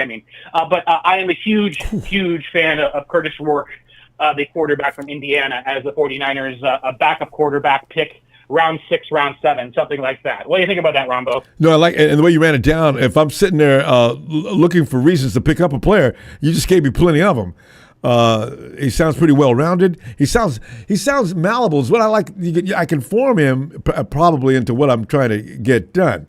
And that's what's so important for college quarterbacks. So, yeah, Tony, I like it. Curtis Rourke. Similar to Purdy too. Curtis Rourke. He's played a lot of football. He's going to be a lot further along in his development. And if God forbid he would need to go in, I would feel comfortable putting him in just because of the amount of football he's actually played. Oh yeah. So now that being said, he did play on that ACL. It couldn't have been that bad if he played through it all the way through the college playoffs. But he might be an injury flag, in which case we might be able to actually get him as a UDFA, and I would be ecstatic if he ends up being that UDFA guy that we could get to. So, but I think he has all the tools that Kyle Shanahan would be looking for. Curtis Rourke. But yeah, and I'm really excited though for draft season for the the combine coming out. I've been doing ever since the Niners got eliminated from the playoffs. I've been doing mock draft after mock draft after mock draft, and I'm this is a great year if you need a defensive lineman. So that has me really excited. And Tony, you have last time we went with you with your draft, Tony has these complex combinations and trades that are just immaculate. It's like, I think, Tony, that's a great deal, and the result is even greater. I mean, that's amazing how you came about around doing that, Tony. That everybody can't do that, Tony. That you are good at that. I am impressed. Well, we may have to have you do that this year. In fantasy draft, Ronbo. Well, you know what the thing is, I think we should. We're gonna have you on. We got to do every year. You know, we get people to come on in and give us their draft. It'll be the Tony. The other Tony in Santa Clara is going to be in this year, and then you and anybody else. By the way, if you want to do a mock draft this year on Red and Gold GM, we're ready for that. Start taking names. I guess we should start doing that now. But Tony, you got to be in there. Oh goodness, I am excited for Tony from Santa Clara's draft. That kid knows his ball. Isn't he amazing? I'm very excited to see that one. Yeah, he Tony's always has great picks, great ideas. It's really fun to watch him. Yeah. Yeah. So, all right. Well, Tony, as usual, appreciate it. That was good stuff. Curtis Work, I'm going to go check him out. And check him out. Yeah, Tony. We got time Wednesday, and we'll be looking for you then. As always, do my best, Ronbo. I'm busy, but I will absolutely do my best. Shout out production, shout out all the callers, and Ronbo, appreciate you giving everybody this platform. It's great to be a 49ers fan and watch your show. So mahalo, thanks, and take good care, sir. Tony, I'll look for you forward and on Wednesday. I can't stand going over 2 weeks without you. All right. Night, Tony. Aloha. Aloha, Tony. There he goes. Hey, and Eric, the birthday boy. Eric, come on in, man. Hey, bud. Eric, so how have you been celebrating your birthday, Eric? Has that been crazy good? Well, yeah, I got to see the kids. I got to hang out with the kids yesterday on my birthday. Got to hang out with them. That's a lot of fun. Tell you. There's nothing more fun than getting a lot of family together, especially because you don't see each other all the time, right? So when you do get together, you can't get through catching up on whatever it was, whatever time you've been apart, and getting crazy. Unless, Eric, Thanksgiving, right? And this is a story all over America that's hilarious. You're going to see relatives that you don't normally see, and especially if you're a family like mine where there's a lot of people that are sports oriented and they have their teams they follow, and the arguments somehow break out sooner or later. Sooner or later, Eric, it's going to be you and this guy, your cousin, it just goes to the brother-in-law or whatever. He's going, well, here's the thing about the 49ers. You guys have had a weak stretch, you had a good stretch, and you didn't capitalize. So now you're probably heading into your week. This is the conversation. You notice this is fresh in my mind. So now you guys going to go into a stretch where you're probably going to flounder and flop around for a while. You're going to watch the up-and-coming teams come and steamroll you because they're all younger and they're up-and-coming. And I say, oh, you know what? Here's the thing. I can still blame injuries for a lot of things that happened last year. It wasn't that everybody got better as much as our team fell down and got hurt. Well, it's all part of football. These are the kind of arguments that get heated at some point, I always love it. I try to remain calm because, you got relatives in there that don't want to hear that crap and don't want to hear you guys start getting loud. So, hopefully you didn't have to go through that yesterday. No, I mean, yesterday, got to hang out with my niece and nephew. Took them to I work at an indoor inflatable place, and I got to take them. And we just kind of got to go after they play. Hey, actually, they're of an age where they got to be nothing but fun. I love it. Kids are great, especially on this kind of situation and occasion. I love it. So, Eric, what's going on in Hawksville? Well, I'm not sure. I'm hoping that we got to get underneath that cap. So yeah, I saw that. lose. That's a lot of money. That could be. Ooh, that could be Gino too. Wow. I hope it's not Gino. Gino. Yeah. You know, if you guys were going to draft a quarterback, last year would have been probably the time to do so. Because this year you finished too high. You got what order you guys pick in the draft? I think 17, 18. Oh, okay. Well, that's not terrible, but I mean, it's not. You know, everybody wants to get in the top 10. Everybody cannot get in the top 10. If you did, you had an awful season. See, and you can't win. I mean, I don't feel like going 18 weeks of just sucking like we did last year, just so I can get the top draft pick. We pick him up, and as you know, the 49ers have a knack for picking up the wrong thing in the draft in the first round. So, you know, it's like you shoot yourself and you missed. You just only knocked off a shoulder. But you still got one arm left, but you're sitting there bleeding to death and it's hurting. You got to get that gun up somehow and shoot yourself again to take yourself out. By the way, I'm not advocating suicide. I'm joking, anybody who's got that kind of mind. I'm just kidding. But I'm just making a point here. Don't do it. 49ers shoot themselves in the foot. Oh. So, yeah. Yep, and then I was looking up that Bucco kid. He looks pretty good. I think I read by 6'5", 352. That would be Booker, Tyler. big. Yeah. You know, that would be a big dude. Eric, the only thing I'm going to everybody's talking about him. He's probably going to go pick number 5 or 6. Good offensive linemen are hard to find, Eric.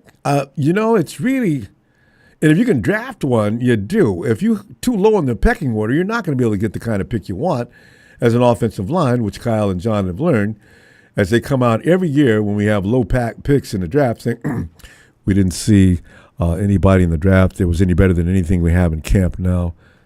So we passed on that. And Kyle has that face, I just want to smack him. When he says that, like, for those of you who are questioning my judgment, bleep off. You know, I love Kyle, I really do. But, you know, we need an offensive line, Kyle. God. We'll see. Tyler Booker's going to get picked up, though. I can tell from the conversation. He's not lasting any length of time. Yeah. Oh, God. Well, we'll see. Because I think he'll be either Gino that gets moved, or I really think the more the bit goes on, DK Metcalf could get moved. Wow. Because you can use the assets and the money saved. Yeah. Yeah. Eric, does it look like, can you tell from the mood in the room that the Hawks are considering a full-on rebuild? If you got rid of Metcalf and Geno Smith, that's pretty much the full rebuild is on. What do you think? Oh, there you are. Yeah, Eric, I was trying to find out, if you get rid of Metcalf and Geno, that would signal that the full rebuild is on. You think it's looking like that, or you just guys want to nip and tuck here and there? Honestly, I don't know. I mean, I'm kind of hoping it's not a rebuild situation, but if it is, it is. Yeah, well, yeah. Yeah, those times, that's going to come around for everybody. All right, Eric. Always a pleasure. I'll see you Wednesday. See you on Wednesday. Have a great night, everyone. You too. Happy birthday again, too. All right, Eric. Night, fam. Yeah. Alice!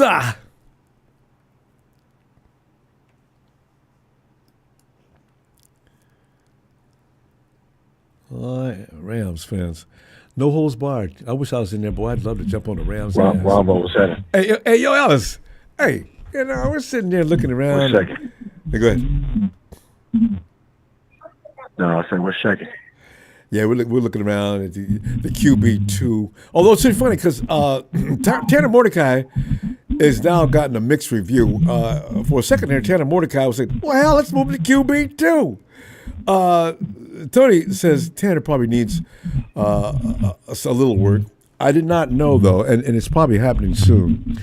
You know Kirk Cousins is about to possibly get back into life. Now, you and I both know that Kyle Shanahan has a man crush on Kirk Cousins now. Kirk Cousins has fallen from the graces he was during the time that Shanahan wanted him.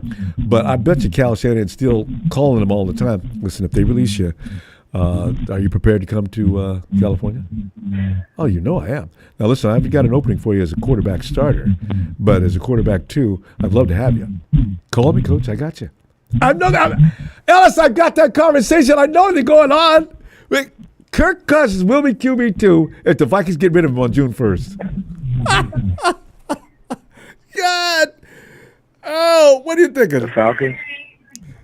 I think the Falcons want him out. They're going to go with Penix.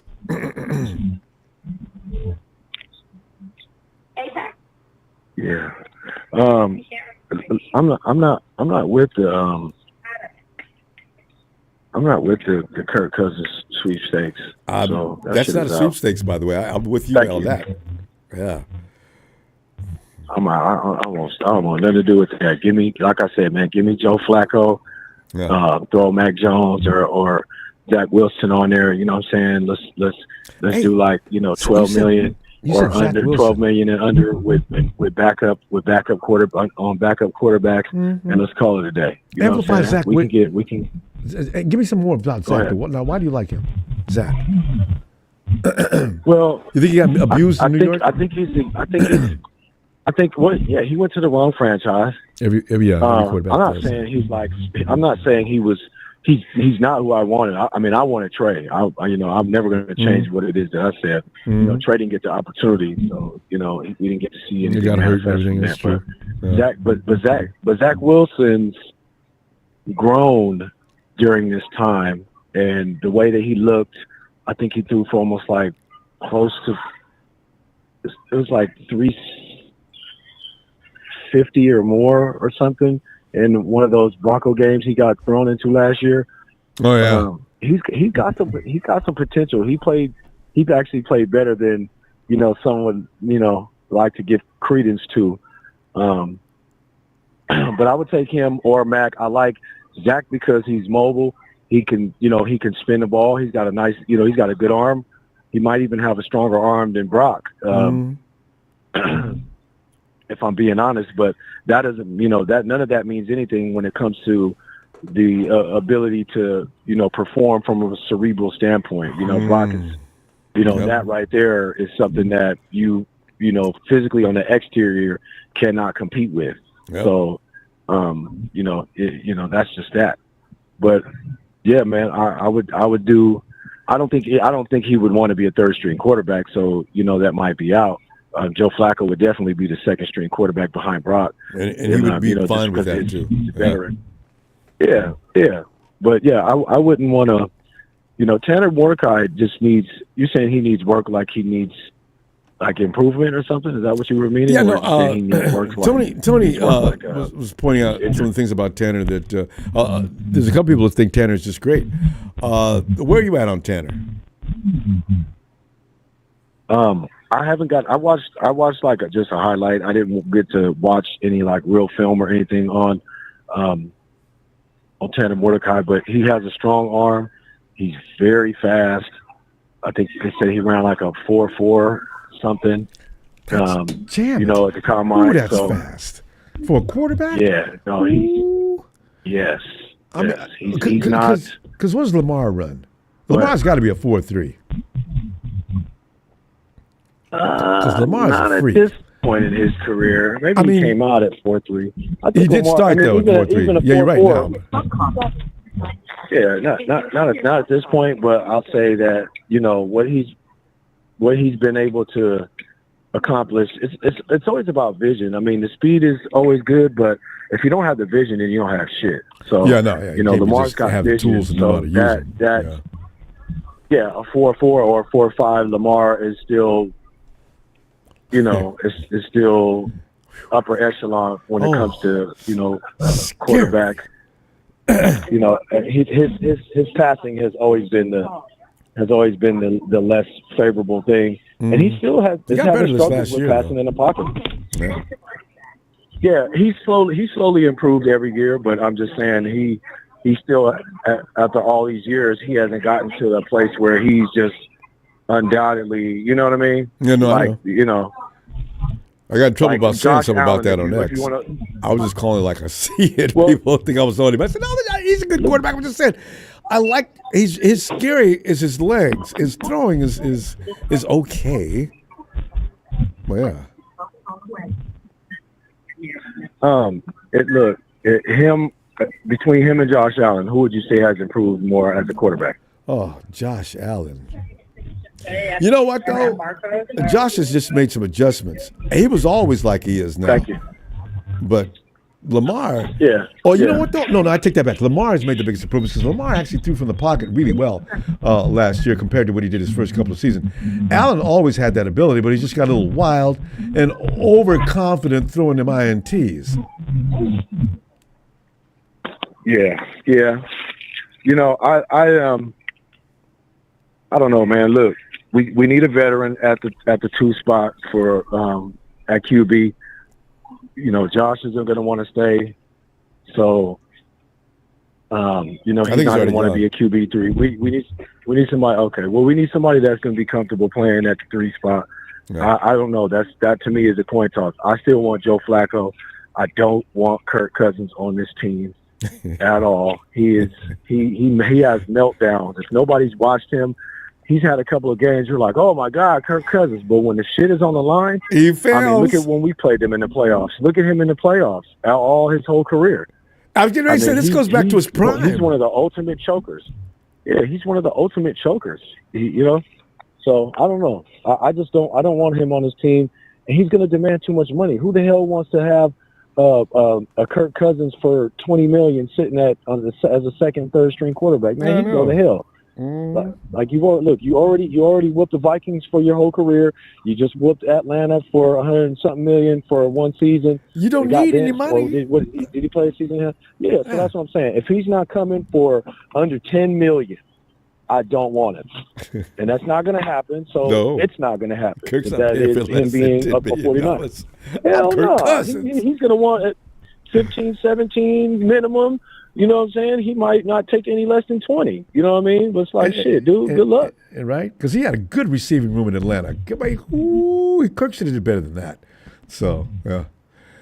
You might be able to whoop the Giants or something like that. I don't know. You might be able to whoop the Giants with that. The desperation out there is we got to talk about this Wednesday, but listen, Danny Dimes is out there. Don't do it, Kyle. Yeah. Don't do it. All right. Ellis. Yeah. Look. I would say then Flacco and give me Danny and let them compete for the second string. I think that Joe Flacco would be okay even being the third string quarterback because he was just kicking it anyway and not doing shit before he got called on by the Browns. I know. If he's getting paid, he's not tripping. He's made a nice little penny. He's got his ring already, and he just kind of is patting his stats and keeping himself in the conversation. You know what I'm saying? He could F around and get himself a gold jacket or something. I mean, if he has a couple of more, standout seasons and potentially win a Super Bowl or win some playoff games and continue to extend his passing, his passing yards and touchdowns, pass touchdowns. So, I ain't knocking it. Yeah, we'll see. Quarterback's got a rough life. Who you looking forward to in the combine? I keep hearing about Teterow and McMillan. We're not getting Teterow and McMillan, man. We're not getting a receiver in the first round. We just did that shit with Ricky Pearsall. It's not going to happen. We will get a wide receiver at the soonest in the second, but we're not getting Teterow and McMillan, even if he's on the board. Kyle and John are not going to get it because they're going to be getting, hit upside the head the rest of the season over it. Unless he comes out and becomes a offensive rookie of the year or something like that, and that's not going to happen. So you see where we're going. We're gonna see that. We're gonna see all that this weekend too. All right, fam. Let me. I'll see you Wednesday. Yes, sir. All right, Ellis. Appreciate you, man. Yes, sir. Yes, sir. Appreciate you. Yes, sir. Thank you for the platform. Shout out to the family out there. Y'all know who y'all are, man. And give my best to the squad. Make sure you hit that like and subscribe. All right, man. Yeah, they hear. Right. Hey. Hi, Ronbo. Hello. Who is that? Hello. Who, is it Zamani? Hello. Hi, is that Zamani? Hi, Zamani. Zamari. Oh, Zamari. Hi, Zamari. I'm not bad. How you doing? That's okay. Okay, because I heard about you tearing up. Now you're playing basketball and killing people. You was playing football. You was tearing people up. Zamari, can you play baseball? Yeah. And you'll probably be the best at it too. Okay. That's right. I'll be back Wednesday. Come on and join us in, okay? Okay. Okay. Bye, Zamari. Shout out to Niners faithful. Did we thank you? Ellis. Good night, Ronbo. Good night, Zamari. Ellis? Yeah, bro. Okay. Does Zamari play baseball? Go ahead. She's playing basketball right now. We got our last game. I already know she plays basketball, football. Yeah. Can she play baseball? Yeah. She played just this past season for her first time. Yeah. Because I'm intrigued with the fact that she plays football and basketball really well. She's just a natural athlete. I love it. All right. Yeah, you know what, man? She's really improved drastically. So, we're gonna keep it moving though. All right, bro. Do your thing, man. All right, man. Yes, sir. Yes, sir. Peace. Have a great night. Night, Ellis. Switching to the left, this motherfucker put me on somebody way over here. You know what I'm saying? Way. BM, is that you? Yeah. And who are you talking to? I had to learn how to work that shit.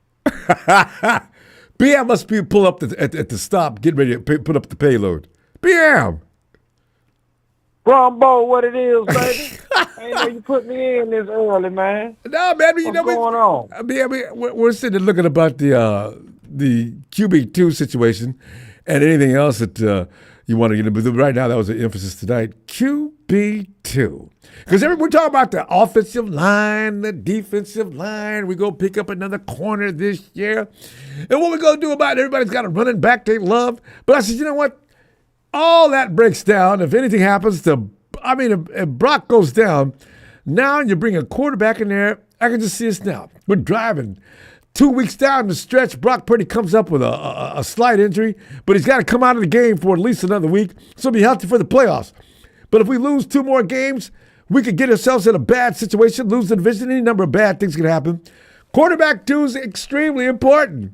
So I said, what we going to do? You ain't gonna like when I say this, Ronbo, but I'm gonna say this anyway. I know you're gonna say it anyway. Yeah. You pick number 11, right? Yeah.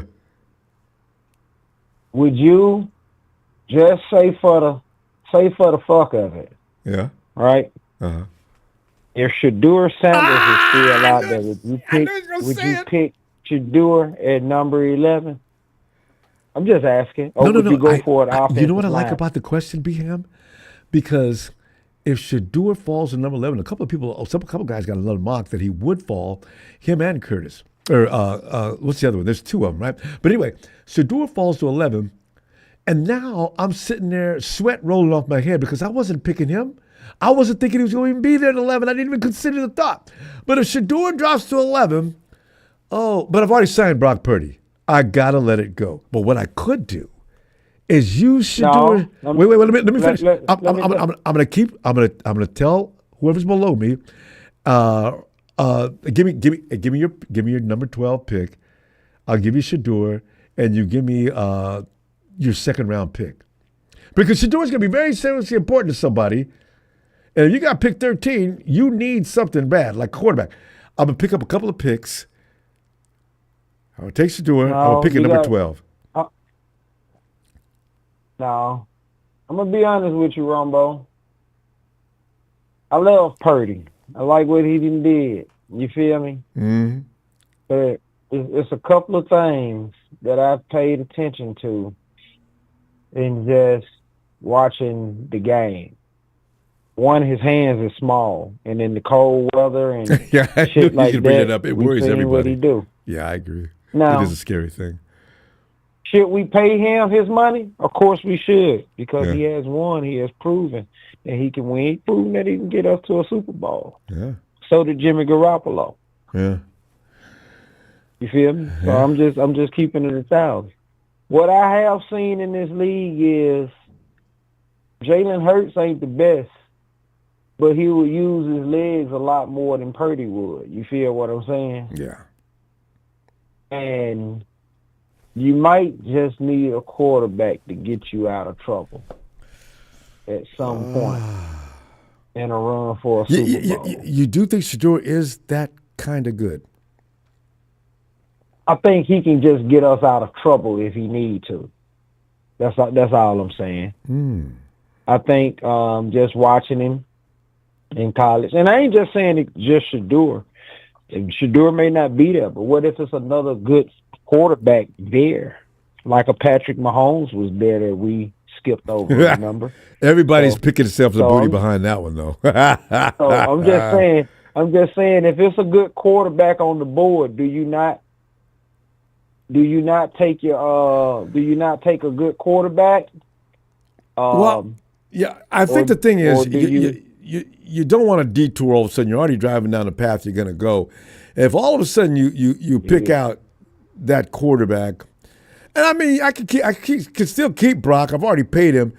If I bring in Shador or any of the other guy, there's another guy that everybody likes even better than Shador. But anyway, if I bring him in, I also tell him you're not going to start, but that job is possibly yours in the future. Cam Ward is the other guy. Some people don't think he's going to get out. He's going to get middle of the first round too. But just say, for example, say we get a goddamn, he my goddamn quarterback. I can't even think his fucking name. Say we get the boy You're a from Bama Alabama fan, right? I can't think. Yeah, that's who I'm thinking about. Say you get him. I'm just looking at the fact of since we're talking about his about offensive a lineman. QB number 2. Yeah. You get somebody that can scramble. You feel what I'm saying? Yeah. And I mean, I would rather do that before I go out here and overpay for like a Kirk Cousins or a Russell Wilson or any fucking body. They're not going to overpay. They know better to get anybody that's going to cost too much money. I firmly believe $2 to $3 million is about it. They're going to pay for the QB too. Yeah, that's all I'm saying. Yeah, no, it's enticing. I mean, you look at Cam Ward and Shador Sanders, and there they are, and number 11, the 49ers on the clock. The whole world is going to get quiet, especially the football world. And we're going to be sitting. You're sitting there saying, we're going to be sitting there saying, "Damn, Shador is still on the board." I was talking to Beham all the way back in February, and he said, "What would you do?" And I'll be go to hell. Here we are with what are you going to do? Oh, Jesus. But if you pick him, everybody going to swear that Purdy is trash. You feel what I'm saying? I know. So, they won't look at it as for what it is. Exactly right. No, it's security. It's security. That's all it is. My thing is you always upgrade the QB position if you can. Well, now, true. But Shador hasn't been in the league, Cam either. You can't really make a 100% assessment on that. Because quarterbacks come out of the first round every year. And when Jimmy G went out, a lot of folks thought the season was over with. Well, a couple of times it was. But the thing is, first-round picks have a tendency, for some reason, to struggle for a while. And then, of course, but then again, you get Shador or Cam to work behind Brock a couple of years and then bring on that competition. You may have something there, Bam. Yeah. Oh. I don't know. Deion would hate it. Who knows, man? He'd be pissed off. I can see him now call up. Look, I know what y'all did, but Shador ain't staying. I'm gonna let you know this right now. Right during the draft. You said Deion will hate it? Deion is. I heard Deion is going to be all over this. I don't think Deion will hate it. You think so? We'll see. Nah. I think The opportunity Deion may would present rather itself, though. Shador- We'll see. I think he would rather him come in and get his shit together and learn under somebody Yeah. than him come in and trying to be a starter And have to suffer with a bad team. fuck you up for the rest of your career. Because that happens too often. You're right. BM, I love it, man. That's provocative. I love it. We got to go. There is something to think about, though. And that could actually happen. Wow. Cool. All right. I'll see you Wednesday if you I got get time. with you when you back on, man. Wednesday. Yeah. Oh, yeah, I get with you on Wednesday. Looking forward to it. All right, fam. Have a great night. Chief. Bet. Boy, B-Ham bringing up the shiznit. Can you imagine that? Cam Ward, Shador Sanders, both floating around for reasons unknown, and the 49ers on the clock. They could have either one. But there's no way Tennessee's going to go. Tennessee's not going to pass on both Ward and Sanders. There's just no way. No. Ward's going to get picked up. Yeah. E. Definitely. Well, Hey, come on in. with you? Yeah. I'm all shook up, man. B-Ham's got me in my mind. Whoa! Never thought of That that. one being a good one. I thought about it. Actually, I thought about we need to probably jump up to the Jets or the Raiders to maybe pick up Sanders because he's going to fall to maybe around that part. And then, What are you picking him up for, though? Because, groom him and see how good he is? Or maybe if he doesn't work out, you could still trade him? Because, any team, that's draft capital. That's capital, period, no matter what, isn't it? And like I said, you want to redshirt him anyway. Purdy don't have to get paid this year. But he probably will, and that'll change that whole narrative. It changes the whole narrative now. Now he has to play good. Like you say, he has a quarterback in behind him, pushing him. Now he plays good. He gets a new contract. He's Super Bowl champion. Sanders sits the bitch for a year, then he gets traded to another team. You win. Or he takes over. Can you imagine? And now you trade Brock, and then now what's going? Now, if he wins a Super Bowl, you ain't trading him. But if you no. Yeah, if he doesn't.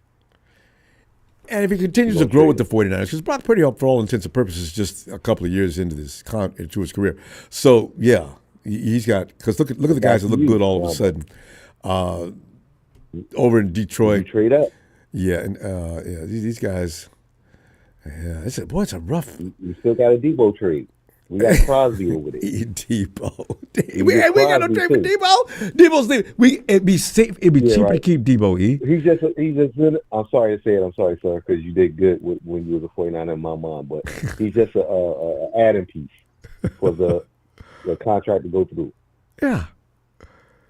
Money Debo. situations.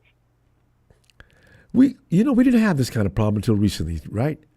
And DeAndre Campbell came in. It's good to have a problem. The thing is, we didn't have dudes with attitude. Debo's always been a cool dude. B.A., we didn't know B.A. Like, we just didn't know B.A. What he showed us was just because we didn't know him. And then here comes DeAndre Campbell, which I knew nothing about, but I didn't know DeAndre was such an asshole. And there was no way to know that until they get on your team, because the culture in Santa Clara has been one that was one to work with. And it was going to work because everything ran smooth, but because you didn't have any divas. We do. Man, times change. Times, like I said, we got the girl. How many times Super Bowl put the picture of that girl up? It's all publicity, money, take a picture, change a jersey, all that. I know. It's all about social media. And a lot of social media motors all this. Of course. And that's what generates money. It's billions and millions. You got planes flying over a stadium. Yes. Come on, man. Stop playing, man. That's why I said, we looking at it, to me, in the wrong perspective. Because, the players go out there, they catch balls, they get injured, like Brandon Ayuk, and they you get traded for a bag of chips. But the owner gets the billions. So that's a bigger story. But we need to make a change somewhere in there to get to the Super Bowl. You just want to go to playoffs and just go to playoffs. We're going to do what we do.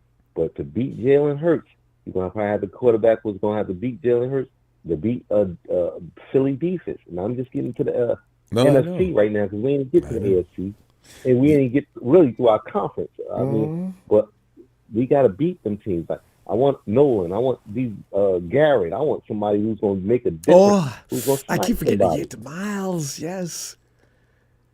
We need to smack somebody. But If you don't remember, smack them, they're going to smack you. Wait, remember though, Jalen's getting another offensive coordinator. Yeah, I don't know what to say. This is evil, but I always look forward to some of these little advantages. Yeah, you look at Washington's a problem.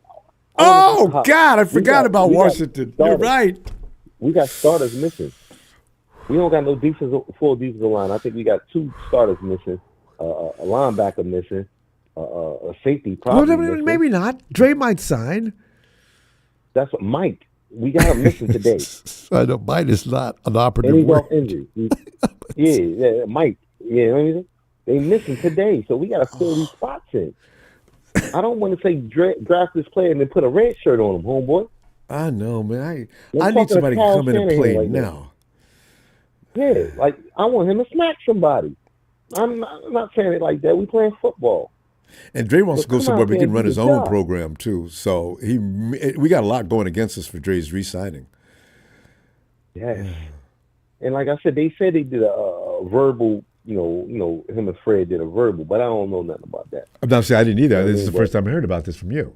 Is that right? Yeah, they did a verbal. They did a check you out later. You know what I mean? One of them. And you know, Salah is already calling Dre every day, asking him, "Is he all right when we send you a pizza over?" Yeah, So Dre did good that day.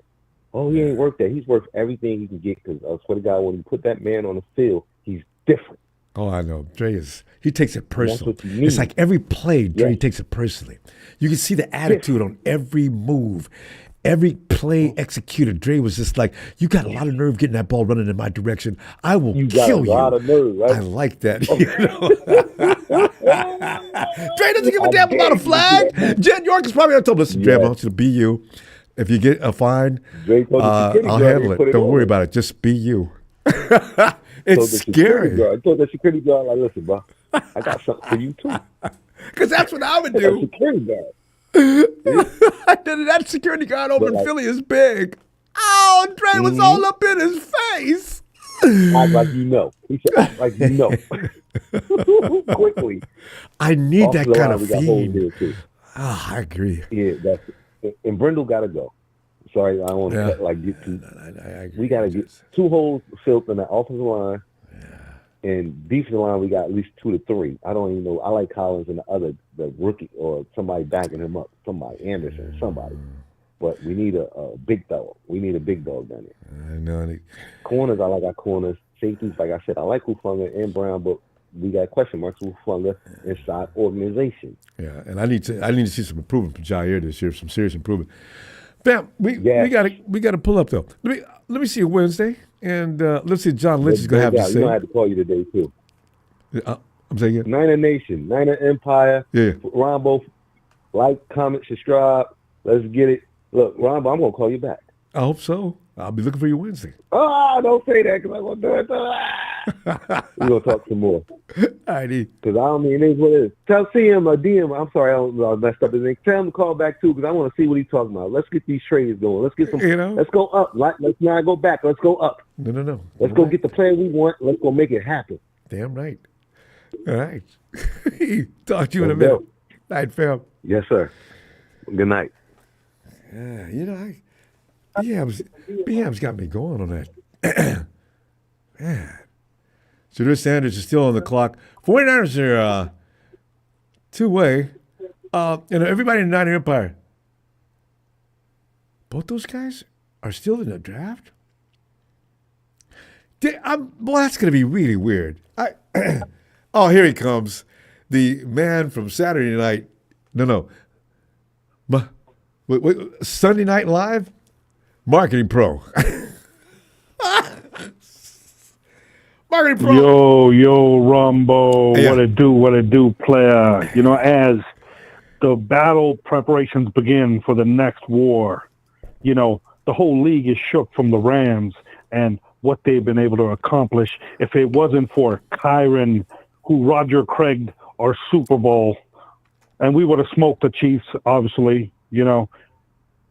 And if it wasn't for that snow and Saquon Barkley wearing those NASA speed boots technology in his cleats, which is proven, it's an investigation going on that the Eagles cheated against the Rams. So I'm going to have to put an asterisk on the Eagles win. Sorry, Nikita, but Eagles didn't win fair and square, and plus they had the snow. That's all I got to say about that. But 2025 player. Hey, it was snowing on the Eagles too. I mean, what?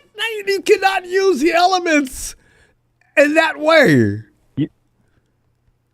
You know, it's all good, player. Even that was a horrible game. The Hennessy even froze that game. But we're back. Now that's we would have smoked Hermit. You know, we got the modern day Lawrence Taylor, Gerard Verse. The league has noticed. But every time you say that, wait. I just want to ask you a question. Have you ever seen Lawrence Taylor play? Yeah, I seen him play. See, he was like the poor man's Aaron the Goat Donald. He had a good oh rush, my Lord! for 4 years. I'm done. Go ahead. I'll let you talk. But then he kept getting hurt. You know, in the second half of his career, he was on and off. He wasn't really Aaron the Goat Donald now. Okay, I'm going to tell you something. Taylor. I just want you to know, Taylor had an advantage that nobody else had. You know what that was?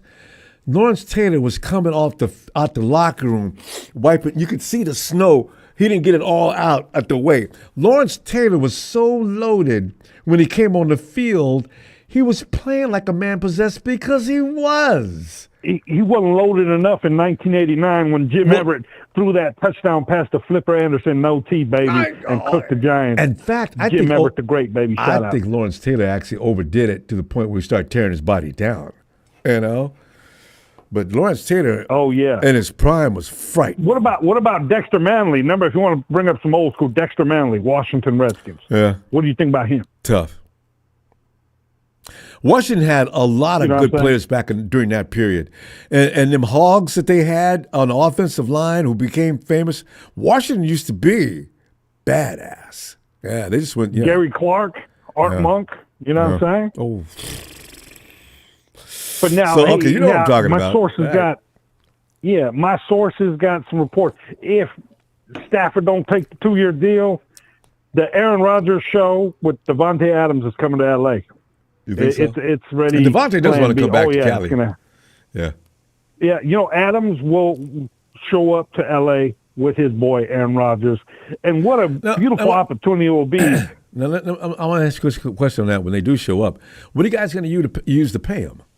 Because in this case, if you're going to get Aaron Rodgers, who's older than Stafford, and Adams, who's not going to come and say, I ain't playing for free, though, y'all. I got to know that. I'm letting you know right now, I ain't playing for free. Now, the monies you're going to spend to take passes away from Puka, and Rodgers is going to cost more than Stafford would have, how are you going to do?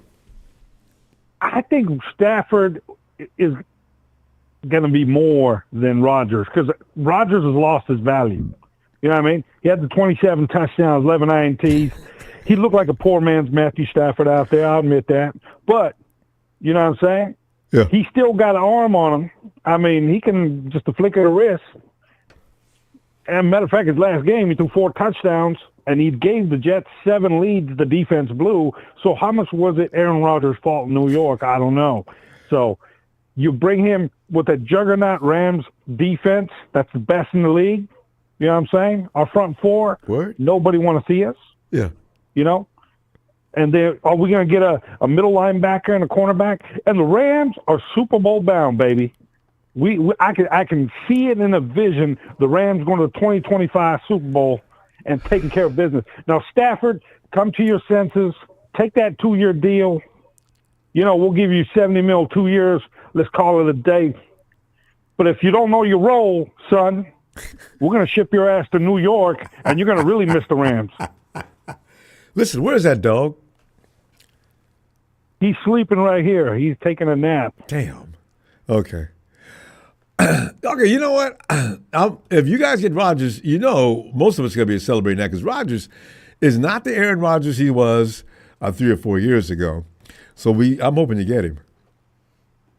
But see, let me tell you something. We got that McVay factor. You know, the NFL knows about the Sean, the genius McVay factor. He makes quarterbacks that are good great, and he makes great quarterbacks that lost some confidence believe again. You know, what that's Sean the Genius McVay. Oh, what happened to Jared Goff? Jared Goof got fired because he went autistic on us, and he went autistic on Detroit too. What's that clown that always comes in? What's his name? Don Burr. Blurry vision. You know what I mean? Detroit versus nobody. Eli says he took both the blue and the red pill. And we can agree, Ronbo. What? Aaron Rodgers is a good character. He's got a good head on his shoulders, as we know. And he can show up to L.A. and under the leadership of McVay win a few more rings. What's wrong with that? The first thing he's going to do is come in and take over the program. And see, Aaron Rodgers, his problem with the Jets was he was trying to be the OC, the GM. He was still corresponding with the defense. Aaron Rodgers, if he just would have came out there and just play quarterback, just deal with the offense, leave everybody else and everything else alone, they probably would have done better in New York. But you can have him. Listen, we got to go, though, I'll tell before you what, tell a couple more lies. At the mecca of NFL football, SoFi Field, baby. Yeah. You're gonna walk into that aura of greatness. And if Stafford don't come to his senses, Adams and Rodgers show to the NFC West. You heard it here first, player. And last. And Market Pro, just have a wonderful night. Take another shot at that Hennessy. You'll be back. I'll be back Wednesday. Shout out to Ronbo Sports. Shout out to Rams Certified Big Show. Shout out to Rams Nation Certified Papa Dragon. And shout out to Rams Certified Ronbo Sports, baby. Peace out.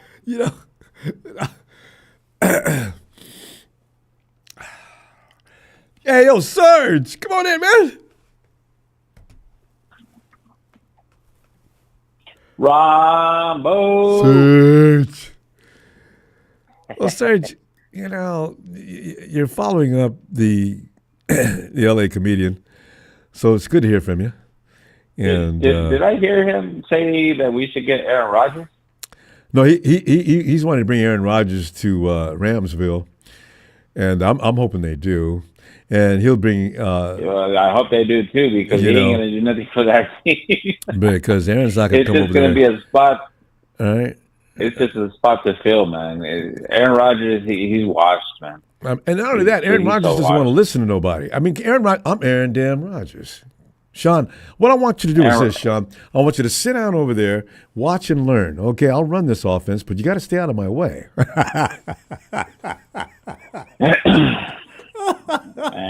Get him! Get him! Oh. Aaron Rodgers, ever since he won the Super Bowl with the Packers 20-some years ago, whatever it was, he hasn't made the Green Bay Packers or the Jets contenders. I mean, it goes back, Serge. Aaron's been sliding before he left Green Bay. This is why I'm saying, Aaron, I wouldn't pick up Aaron now. I might have 10 years ago, 6, 7, 8 years ago, maybe. But Aaron has been sliding. He looked bad before he left Green Bay. And we already know what he looked like in the last couple of years. You know what's sad about that too, Ronbo? Aaron Rodgers hasn't done anything. He got MVP a couple times, whatever. That was a couple years ago, but he hasn't made his team contenders in the playoffs since he won the Super Bowl. And what's funny and sad is that Joe Flacco came out of the couch and came and made who was it that Cleveland. He was playing with? Was it the Browns or right? Yeah. He made them contenders that year that he came back. Yeah. And he came from the couch. Yeah. I'm like, that's something Aaron Rodgers can't even do, man. He is so washed. And remember, we beat Aaron Rodgers when he was supposedly winning them MVP awards, remember? He came to Santa Clara and got ran off the field. We went over to his place in that frozen area and ran him, beat his ass. So, Rams, please get Aaron Rodgers. We don't have a problem with that. We ran through Aaron Rodgers with Kaepernick, with Jimmy G, and Brock Purdy. Yeah, it's not Aaron's. Aaron's not scaring nobody. Yeah, I don't know. He would have a while back, but not now. Aaron Rodgers, man. Yeah, so please get him. Nobody wants to work with him, so it's like he washed. Everybody knows it. That's why nobody wants to build around him. You can't. You know, so Aaron says, "Look, I got to have this move guy. on. Listen, guys, I want Devontae in here. What's this other guy that used to love so much? The slot receiver. No matter where Aaron went, he had to bring him with him, no matter how old he was. And Aaron's got to have his picks. He's got to have handpicked people to come in, or else I can't get this done for you.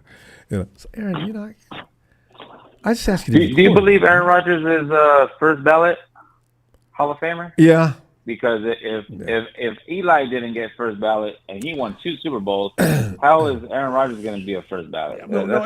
Aaron was better than Eli, though. Eli lost as many games as he won throughout his career, as I remember seeing. Eli will make it in sooner or later. He beat the GOAT twice. Right. Eli may make it within the next 3 attempts. He'll get in, but it was just no way you're going to put him in on the first ballot. Yeah.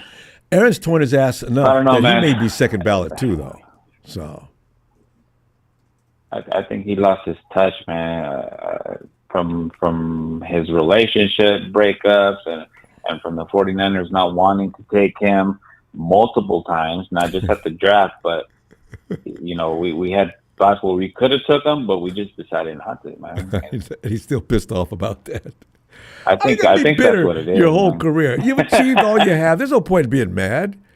God, Serge, how privileged would you feel if you were an NFL, any professional sport? I don't know how those guys develop the attitude. I guess they get full of themselves and decide that everybody else needs to look up at them. I guess it's just really weird how they do that. There's no way I'd ever change my attitude, no matter how praised I'd be if I was a pro. Know, man. And Stephen A. was talking about how Aaron Rodgers went into the black hole for whatever days, and he was in. Stephen A. was talking about it, and I believe what he was saying, because I don't think the reason he went in there was football related, because that just brings down to where his mental health has affected him. No, really, to become the football player that he used to be. So I don't know. He might be going through something. No, he is. And why he's struggling so bad. You could tell that relationship with that lady that he broke up with. Aaron Rodgers' mind is just, it's spinning. It's just, I don't know what's going on with him. When you go, Serge, can you imagine going to a dark hole and sit in there for a number of days? What are you thinking about while you're in there? What are you doing? He's going through some stuff, because when a team loses a Super Bowl or in the playoffs, like, it affects him, But I think what's affecting him is that he's not succeeding to make the playoffs or do what he used to do, and I think that could be causing him some weird frustration, and this is the end product. Aaron needs to see a therapist, and he probably really does need to see some therapy, seek some therapy for. He's not gonna be. He'll be too old. Take a year off. See if you can get your head back together. And come back and enjoy the game of football. Because what you're doing now is weird, man. I mean, that rookie wide receiver the Jets picked up that was really good. He said he wasn't going to play anymore if Aaron Rodgers was going to continue to be the quarterback. One of the greatest quarterbacks of all time. I'm a rookie or a second-year wide receiver, and I'm not playing anymore if he is. I'm talking about Aaron Rodgers. What did Aaron say to him to get him like that? Yeah, Serge, you know what? We got. We're going to run out of time. Give me real quick quarterback 2. What are you thinking?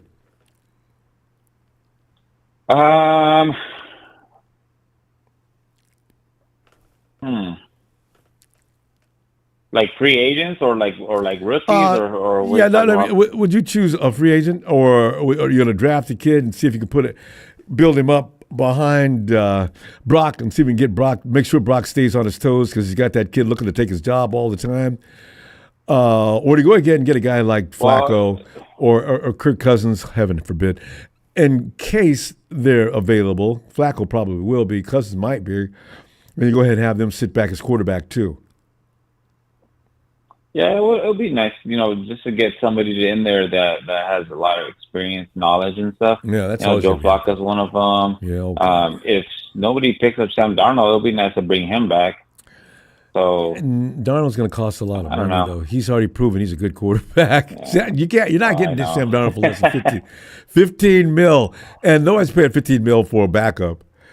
Let him come in and But compete. I'm happy with Brock. I'm happy with Brock, but like I said, if we get an O-line to protect him, he'll be healthy me all too. year. So, it doesn't matter to me who the secondary is. As long as we keep him healthy and protected. So that's the key. And he'll probably stay on the field all year that way. All right, Serge. We need to get receivers. We're going to roll, fam. BA's I come back to midway through the season. I can't wait to see what they're going to do about this. So let's see you Wednesday as Lynch is going to have a talk, and we'll see what he's talking about. All right? All right, Ronbo. Yeah, you guys have a good night. You do, Serge. Night, fam. All right, go Niners. And let's go to Texas, where Bill awaits. Big Bill. Come on in, Bill.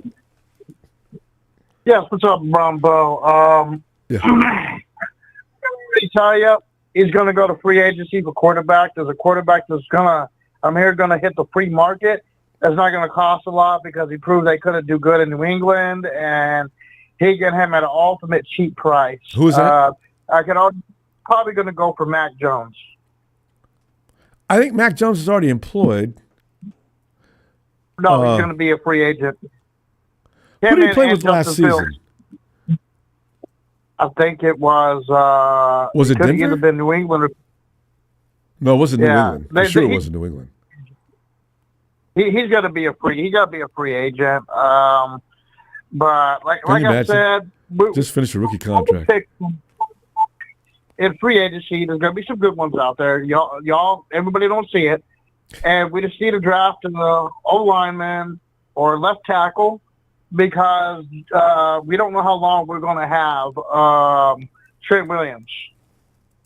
Well, that's true. Head development left tackle, and I'm already going to tell you they're going to sign Brock Purdy to $180 million. They're going to lose half of our defense. We're going to do mediocre, but I can tell you something that's going to be good. Bill, $180 million over what? What a 5-6 year contract?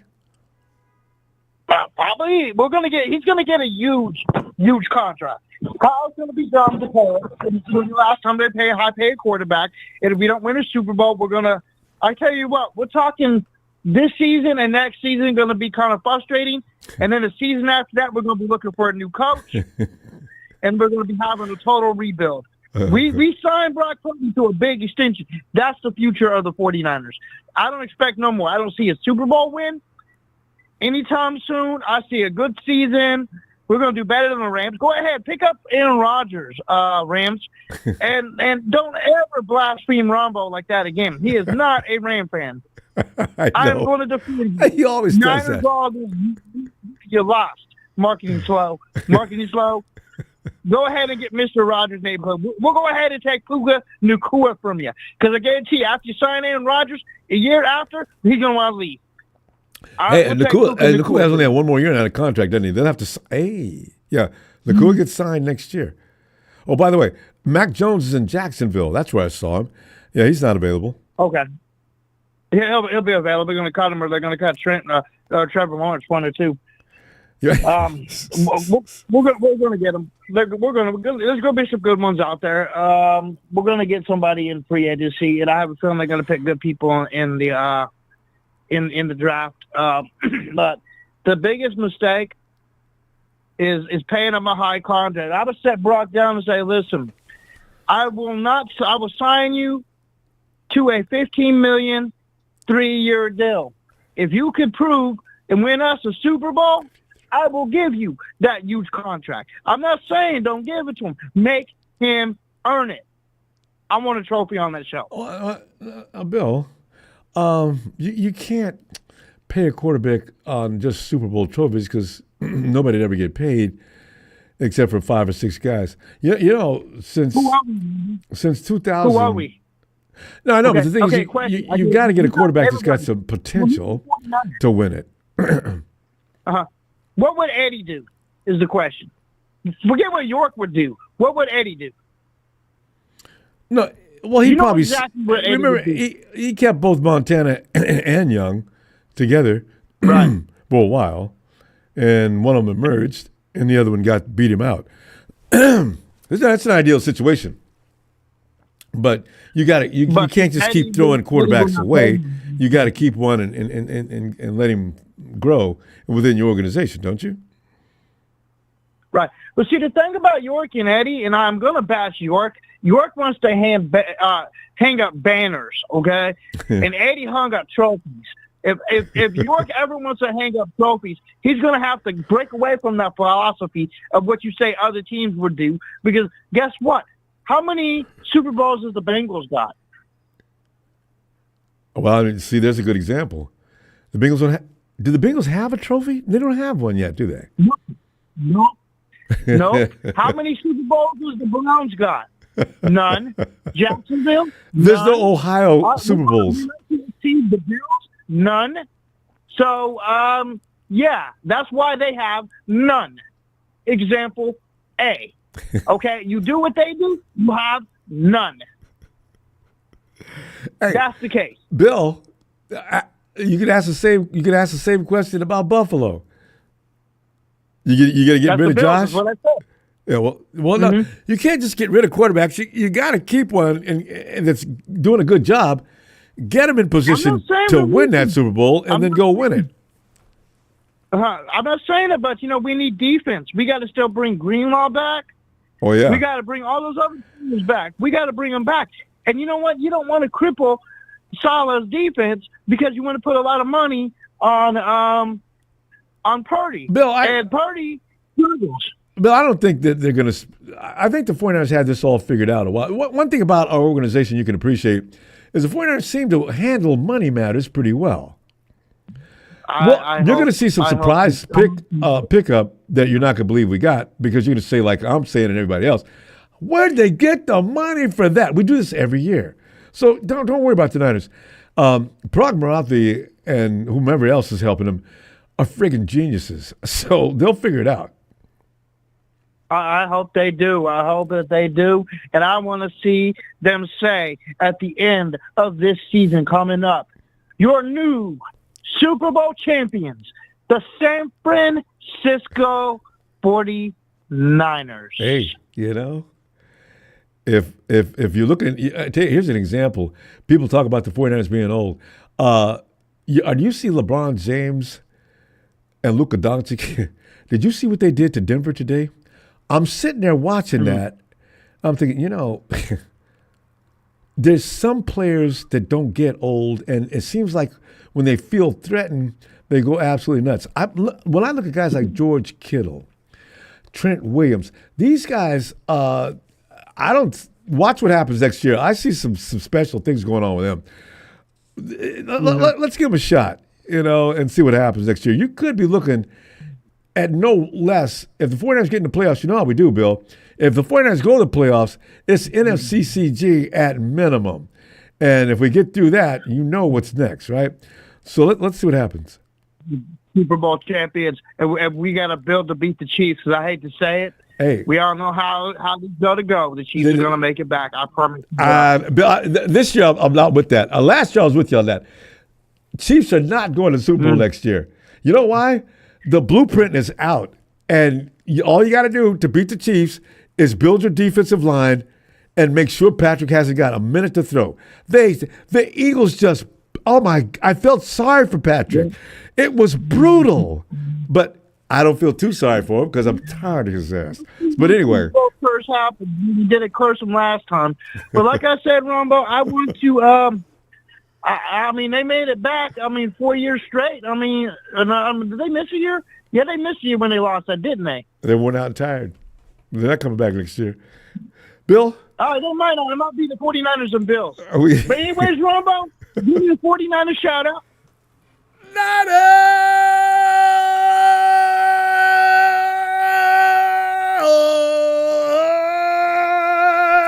Big Bill. And Ronbo, I'm excited for what's coming. Yeah, you should be. And I'm going to tell you, we're going to get a quarterback in free agency. We're drafting one. All right. Have a nice day. You too. Night, Bill. Yeah, we all agree on the Chiefs. So the Chiefs. Jesus. Although I got to say, Bill's accurate on one thing for sure, though. Patrick didn't have a lot of help out there. I'm watching DeAndre Hopkins, wide open, dropped the ball. It's like the Lord just, that's the best catching receiver in the league. And they dropped the ball. That's what I'm saying. And the Lord just looked down on Kansas City. I'm getting bored with you guys, Patrick. I'm thinking this is it. All right? You had your run. What do you mean that's it? Whoa. What you mean this is it? Patrick, it's going to take a couple of years. Everybody, Jalen, the AFC is no place to be fooling around. You got to be full Kansas City strong to hold that league down. AFC is no joke. Josh Allen ain't taking this no more. Ronbo, Joe are Burrow. you trying to say that you don't think Patrick Mahomes is going to win another Super Bowl ring? No, I didn't say that. I'm just saying he's got to take a year off. But Lamar, Josh. Tom Brady took a year off. Tom Brady took a couple of years off. Yeah, that's all I'm saying. That's all I'm saying. He ain't done. He ain't that old. No, he ain't done, Ronbo. That man, come on now, Ronbo. No, I mean immediate future. Jalen, all right. Are you thinking Patrick's coming back next year? Super Bowl? No. Well, that's what I'm talking about. Well, honestly, Ronbo, who gonna stop him? I got several names. I got Lamar. I got Josh. Ronbo, I got Joe. I'm telling you right now, they're waiting on him. Look at how Lamar looks every time he plays the Chiefs in the playoffs. He looks like a complete a mess. I know he does. I don't know what comes over him. Psychological issue. But Josh Allen ain't scared of him. Neither is Joe Burrow. Yeah, Josh Allen isn't. It's just he just don't have no look. He just has the worst of look. Yeah. And Joe Burrow does too. It's like Joe said, I got to play a perfect game for us to win the damn game. And if I'm the owner, I'm telling my GM, if I hear him saying that publicly again, you're fired. It's not Joe's fault. Get him some defense or do something, but stop having him embarrass this entire organization by saying I got to play a perfect game for us to win a game. That reflects on you. It reflects on me. Whoa! What's wrong with him saying he got to play a perfect game? Quarterbacks should not be saying I need to play a perfect game in order for us to win. Well, I mean, he didn't say it in a way where I need to be good today. He's saying the only way we're going to win is if I have a perfect game. That's not good. Last I checked, the quarterback's goal is to be perfect. Is it not? Is it not? You don't go out there and say, "Damn, let me go for 60% today." Of course, they're trying to achieve perfection. Agreed, but if I'm on defense, don't I take exception to making a statement like that? Hey, Joe. But they suck. I'm here. Ronbo, this is a ice cream soft generation. Look, he got it. Ronbo, they suck. The defense sucks. Who cares how clearly. they stink? They do. They stink. Now, that's why they got to stop doing that and get some damn players. Man, I don't blame Joe Burrow. Ronbo, you got to score 40 points a game to win? And then you might lose 43-40. That makes no sense. That's what I'm talking about. Joe can't make a one mistake or the Bengals are going to lose. It shouldn't be like that. It shouldn't be. And I don't blame Joe Burrow for saying something. That's what I'm saying. To get their shit together. So if they do, and they got one of the best defensive ends in the league, you got T. Higgins, I got Jamar Chase. How in the world am I losing? And there's some other things with that coach, head coach too. I'm trying to understand how every year he has to go starting in the hole. The Bengals got to lose 3 to 4 games to start your season every year. What's up with that? That sounds like a guy we know. No, we do the opposite. We come out winning, and then we fizzle off. Okay. All right. Okay. It's just as bad, I agree, but I'm saying, offensively, we start off the season very, very slow. But we won't get into that. We ain't got to get into that tonight. I'm done discussing that. Hey, What? Discussing what? The coach? Yeah. I mean, no, it's okay. A lot of people talk bad about Kyle Shanahan. Yeah, We've had some good years, though. The best coach in the NFC, so it doesn't even matter. So well, then there's that, Yeah. If all the NFC head coaches were fired today, Dan Quinn will be the first one hired. Not Sean McVay, not Kyle Shanahan. It'd be Dan Quinn. Well, I'm glad to hear you say at least Dan Quinn and stop giving me what's the Eagles coach because Yeah, Yeah. I mean, but yeah, Robert. But what other head coach is better than Dan Quinn right now in the NFC? Matt LaFleur. No, hey, Dan Quinn should have got Coach of the Year, as far as I'm concerned. Yeah, Ronbo. I mean, if you just write out on a sheet of paper, at all these guys, who would you want? Dan Quinn, Kyle Shanahan, McVay, or LaFleur? They probably take Dan Quinn.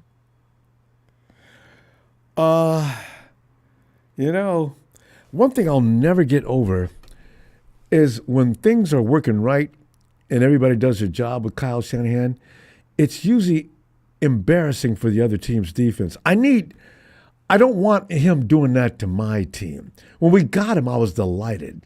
So I don't have to be bothered with him beating us up like he used to. So, you're gonna have problems getting me off a shot, Kyle Shanahan as the head coach. I do need a good defense, though. All right. In order for him to be able to not fail. Because with a 10-point lead twice against the Kansas City Chiefs in the fourth quarter, I'm not blaming Kyle entirely for that. I just can't do it. I know you are. Ain't got to. I know you'll handle that part. I ain't gonna blame him for the first one, but the second one, oh hell no. Oh, 3-13 was a little suspect. But in a game when it gets tight like that, I need both defenses to work hard. This man put up 10 points in one half. 10 points. Yeah, I don't know, man. I don't know about that. Shit. 10 points ain't finna win you nothing. Dan Quinn, I also got to tell you, Dan Quinn, Tony will tell you about Dan Quinn. Dan Quinn also had a big lead in that Super Bowl against the Patriots. It don't matter, Ronbo. He the best. I know you'd say that. Yeah, I knew you'd delete that as soon as I'd say it. Yeah, but I'm telling you, it is your year or it's not your year, and that's the way these things work. Yeah, Ronbo. Even though he blew that 28-point lead, he took the number 2 overall pick to the NFC Championship. So therefore, he's the best coach in the NFC. No, Jaden Daniels, I think the GM, by the way, who used to be in San Francisco, should get a lot of love for making that pick. No, and all the other pieces they put together to make that season work. If Jaden Daniels wasn't so young, they would have went to the Super Bowl. Chances are really good. Oh yeah, 100%. I think Dan Quinn might be the second coming of Jesus. Bill Belichick. Bill Belichick. Yeah, man. Wait, Jalen. No, you're going too far. Listen, Belichick was an entity that pretty much everything revolved around. Dan Quinn is not that. He has your favorite guy out there running the offense. My favorite guy? What are you talking about? The one you used to like that used to be with the Cardinals. No, I never liked him. He had my respect. He did a good job. Jalen is exactly the perfect quarterback for him. So we'll see what happens next year because Kyler turned to poo-poo in his second year too. Yeah. So we'll see. I mean, I guess. Yeah. Man. If we had Dan Quinn right now, we'd probably be like 5-time champions. It's always fun to talk to you. We got to go, though. I'll see you Wednesday. Bring this back, okay? I'll be looking for you. Yeah, all right, Ronbo. Night, fam. I was being sarcastic, Ronbo. That man is not that good. Let me give you the holler. Niners! He blew a 25-point lead, Ronbo. That man is not a good coach. Big J? Night, fam. Hey, Tony ATL. Ronbo, do we ever get tired of Jalen playing the blame game? I know. I love Jalen, though, but because, he hits me, puts me in corners sometimes, but I really do struggle to get out of it here and there. Marketing Pro is just such a... You can't stop laughing at Marketing Pro to even launch an offensive. He's a drunk. He drunk. I know he drinks a whole bottle before he gets on the phone. Ronbo, I got some offensive tackles here for you. All left tackles. 4 left tackles, 1 right tackle. And then I heard you guys talking about the number one rated guard in the draft. That Tyler Booker. Yeah. 6'5", 352. Woo! I didn't know it's 352. See, it's hard to get a big man with that kind of athleticism and size. Alabama. Bama didn't do so well this year, though, Tony. What happened to Bama? Interior lineman in the draft, so I might be very happy with him. The guy can move at 352. Ooh.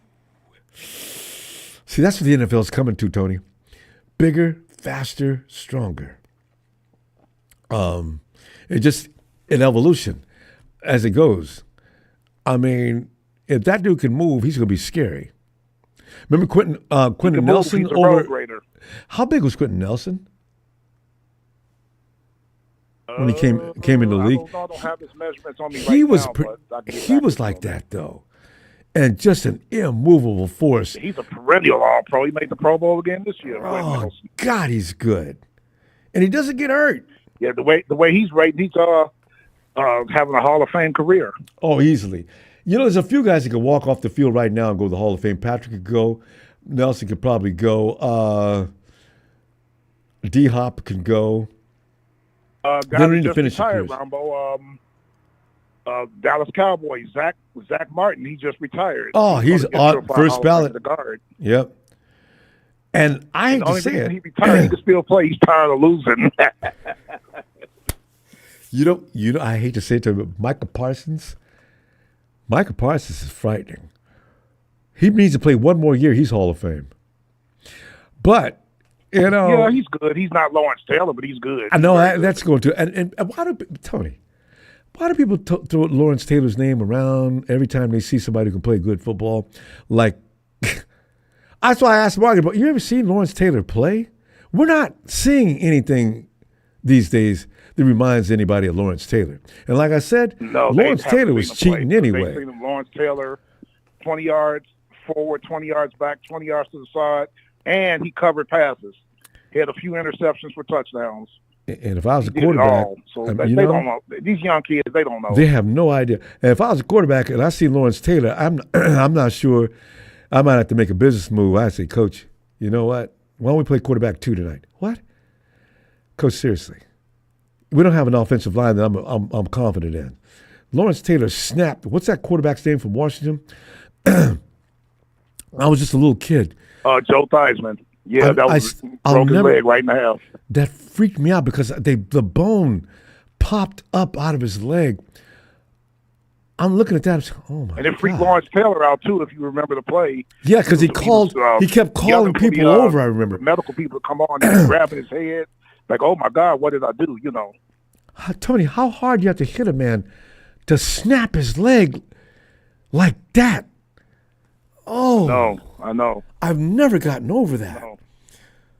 Whoa, Rambo, I noticed you like the second rated offensive tackle in the draft at Kelvin Banks out of Texas, 6'4", 324. You like him? Yeah, I heard you talk about him. Yeah, he's. I mean, because I don't watch enough college ball consistently. What does he look like? Good at pass protecting, good at run blocking. He's very consistent. He's very technical sound. Ooh, I like that. Football Guys who got skills, yes, and honed them. You can run the running back right up his butt. He'll turn his man. Oh, see. Yeah. How you think Bijan Robinson got a lot of yards in Texas by Atlanta Falcons? By having a good butt. offensive line, exactly. Not enough can be said. They don't get enough love. Offensive lineman. That's what I'm saying. Any kid that's got DNA, that he's growing very large, very fast, keep taking your vitamins, as Hulk Hogan say, drink your milk, stay in the gym, get big, and get paid. Offensive linemen are hard to find. Work on your technique. That's a good thing. That means they're consistent. Like I was telling you on a couple shows back, our left tackle, Jake Matthews, going on his 12th year, he's only made 1 or 2 Pro Bowls, but you don't hear from him. You don't get any holding calls offside. He's been steady. Ooh. And he's still playing for us. Yes.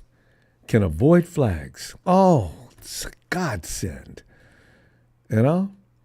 So, Ronbo, another offensive lineman, the top one The number 1 rated offensive tackle is Will Campbell out of LSU. You hear his name 6'6", every day. 320. Yeah. They got him going to the Bears. I think the Bears got the pick before you guys. Oh, and you know what? A lot of mock drafts have him going there. The Bears picked that late? You The heard Bears about are picking him, number 6'5", 10? 310 out of Ohio State. Huh? He was the one that had the Achilles injury. He's hurt his back. So I don't know how his draft status is going to go. If it's going to be first round, second round, we don't know. What, you're talking about Will? No, Josh Simmons, the left tackle from Ohio State. He's a good one, though, huh? But he's had an Achilles injury? Yeah, early last year. He should be almost healed. But again, we don't know. And the combine's this week, so maybe we'll find out more about his status at the combine. Yeah. The combine's going to be interesting to watch. Nobody watches the first 2 days of the big man, but you probably should. Last year, there were some surprises. Big men who could fly. There was a defender. Tony, you remember that guy last year that ran that unbelievably fast defender, 40? Who was that guy? And what happened to him after he got drafted? Defender? I don't even remember who it was. The dude was coming down the track like a wide receiver. I mean, he was just jamming. Huge body. I said, now see, that's the kind of guy that comes in the league and you've got to rewrite a lot of things in order to contain him. If he can get around the corner, I don't know, straight line speed is one thing, quickness is another. But still, my God. And especially weighing near 300 pounds or over. Whew. And then the number 4 rated tackle, left tackle, Josh Connolly. I mentioned him to you on your last show, 6'4", 305. They got him as a low first round, high second round grade. He might be there at, I think y'all picked 44 in the second round. He may be there. I might go a few picks before that. If the 49ers pick up an offensive lineman in the first and second round, people will be moaning and groaning, but they'll stop crying after the season starts. Some of those guys are ready to play. I want to. This is going to be interesting to see what the 49ers do, because the 49ers saw what happened. I wouldn't be surprised if you guys go defensive lineman first round, offensive lineman second round. I could see that, and third, or even vice versa. I could see that. Tony, you saw what happened in the Super Bowl, right? Patrick Mahomes didn't have any protection. Mahomes is one of the greatest quarterbacks the game's ever seen. He couldn't do jack. You've got to build that offensive line, or it doesn't matter who the quarterback is. And this draft is full of them. This is a draft full of offensive and defensive linemen in this year's draft. You're not going to hear a lot about quarterbacks. I think Cam Ward, the quarterback coming out of Miami, is better than Shadir Sanders. A lot of people say that. Yeah. Oh, Shadir Sanders, Ronbo, this is not a surprise to me. He decided he's not going to throw at the combine. Oh, what a surprise. His dad must have been in his ear, huh? I know. What? Okay, but no explanation given. Just said he's not throwing. He ain't the first to do this, but he's not throwing. I found that out today. He's not throwing at the combine. He doesn't want to hurt his arm, maybe. I don't know. That's just... to me, as a GM, that bothers me because he's coming in already. I just called Deion up. I said, Deion, man, Deion Jr. I want to pick him, but help me understand what's going on. And Deion's going to hang up the phone on me, I know, but still. Yesterday, Shiloh Sanders did a little YouTube video, like a minute and a half, crying about not being invited to the combine, saying, well, look at the safeties. All the safeties got invited to the combine, and they didn't invite me. I turned that sucker off. I'm like, I don't want to hear this. Quit crying. Tony, it's immaturity. And also, we're talking about a kid that has been praised all his life, most likely, and he's not ready for this moment. I blame his parents. If you got a dad, he's going to explain some things to you. Life is not fair, kid. I think you're the best ball player out there. What I want you to think about is this. The only thing you're going to consider going into this, you're going to get drafted, there's no doubt about that. But I want you to show everybody how big a mistake they made. You just focus on that, and you're going to be fine. But That video you go just to work did, and keep you working. embarrass me to death, especially if I see it before. Well, you got to know that's coming too, though. God. Exactly. The last name Sanders. Oh, what a surprise. Tony. So I don't know. There's going to be more, too. Let me see it Wednesday. All right? Let's see what develops. yes, sir. Marketing slow. You are so delusional. You need to lay off of that sauce, man. You are so delusional. Talking about your Rams got some good, nice young players. They do. But you're about to take a little tailspin, especially after you get rid of Pick Six Stafford. He's gonna be gone. Stafford I hope leaves. y'all ain't gonna move Stetson Bennett up to second string, or we're gonna be laughing all season. No, we do hope for that. I want to see Stetson. They've had a year to develop him. He's got to look better than he did last season, as Rudy already put him down under this category of steal of the draft, number 1, Stetson Bennett. Hey! He's since taken that back. Yes, sir. Ronbo, Wednesday, I want to ask you some questions about where you guys are going as far as Jordan Mason, but we'll talk about that on Wednesday, I hope sir. we know something soon about Jordan, because he's going to go out and see if anybody's going to pay him, and if they're going to pay him too much, then the 49ers will say, all right, well, good luck, Jordan, and we appreciate you while you had you here, and just hope you've already considered all things before you make that choice, and if not, you can go with our blessing. I know, John, the 49ers, that's what they do. They wouldn't have done that with Juwan Jennings last year. They offered him so much he couldn't even say nothing. I'm here. He's got to get paid more than that next year, though. Oh, my Lord. They got to pay some money to Juwan Jennings. All right, Tony. We'll talk about all right, sir. Wednesday. Great show, and I'll see you on Wednesday. Thank you, Tony. It's always a great show because you're on it. Take care, sir. You too. Okay, well, tell you what we're going to do. We'll go ahead and say good night. Marketing Pro, that's enough. Put that away. Go get you some coffee. You can kill yourself. And, man, don't leave without subscribing and like. I'll see you Wednesday. And let's see what develops. NFL 49ers.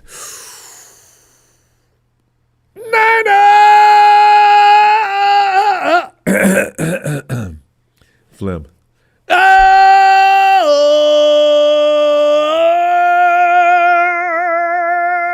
Oh!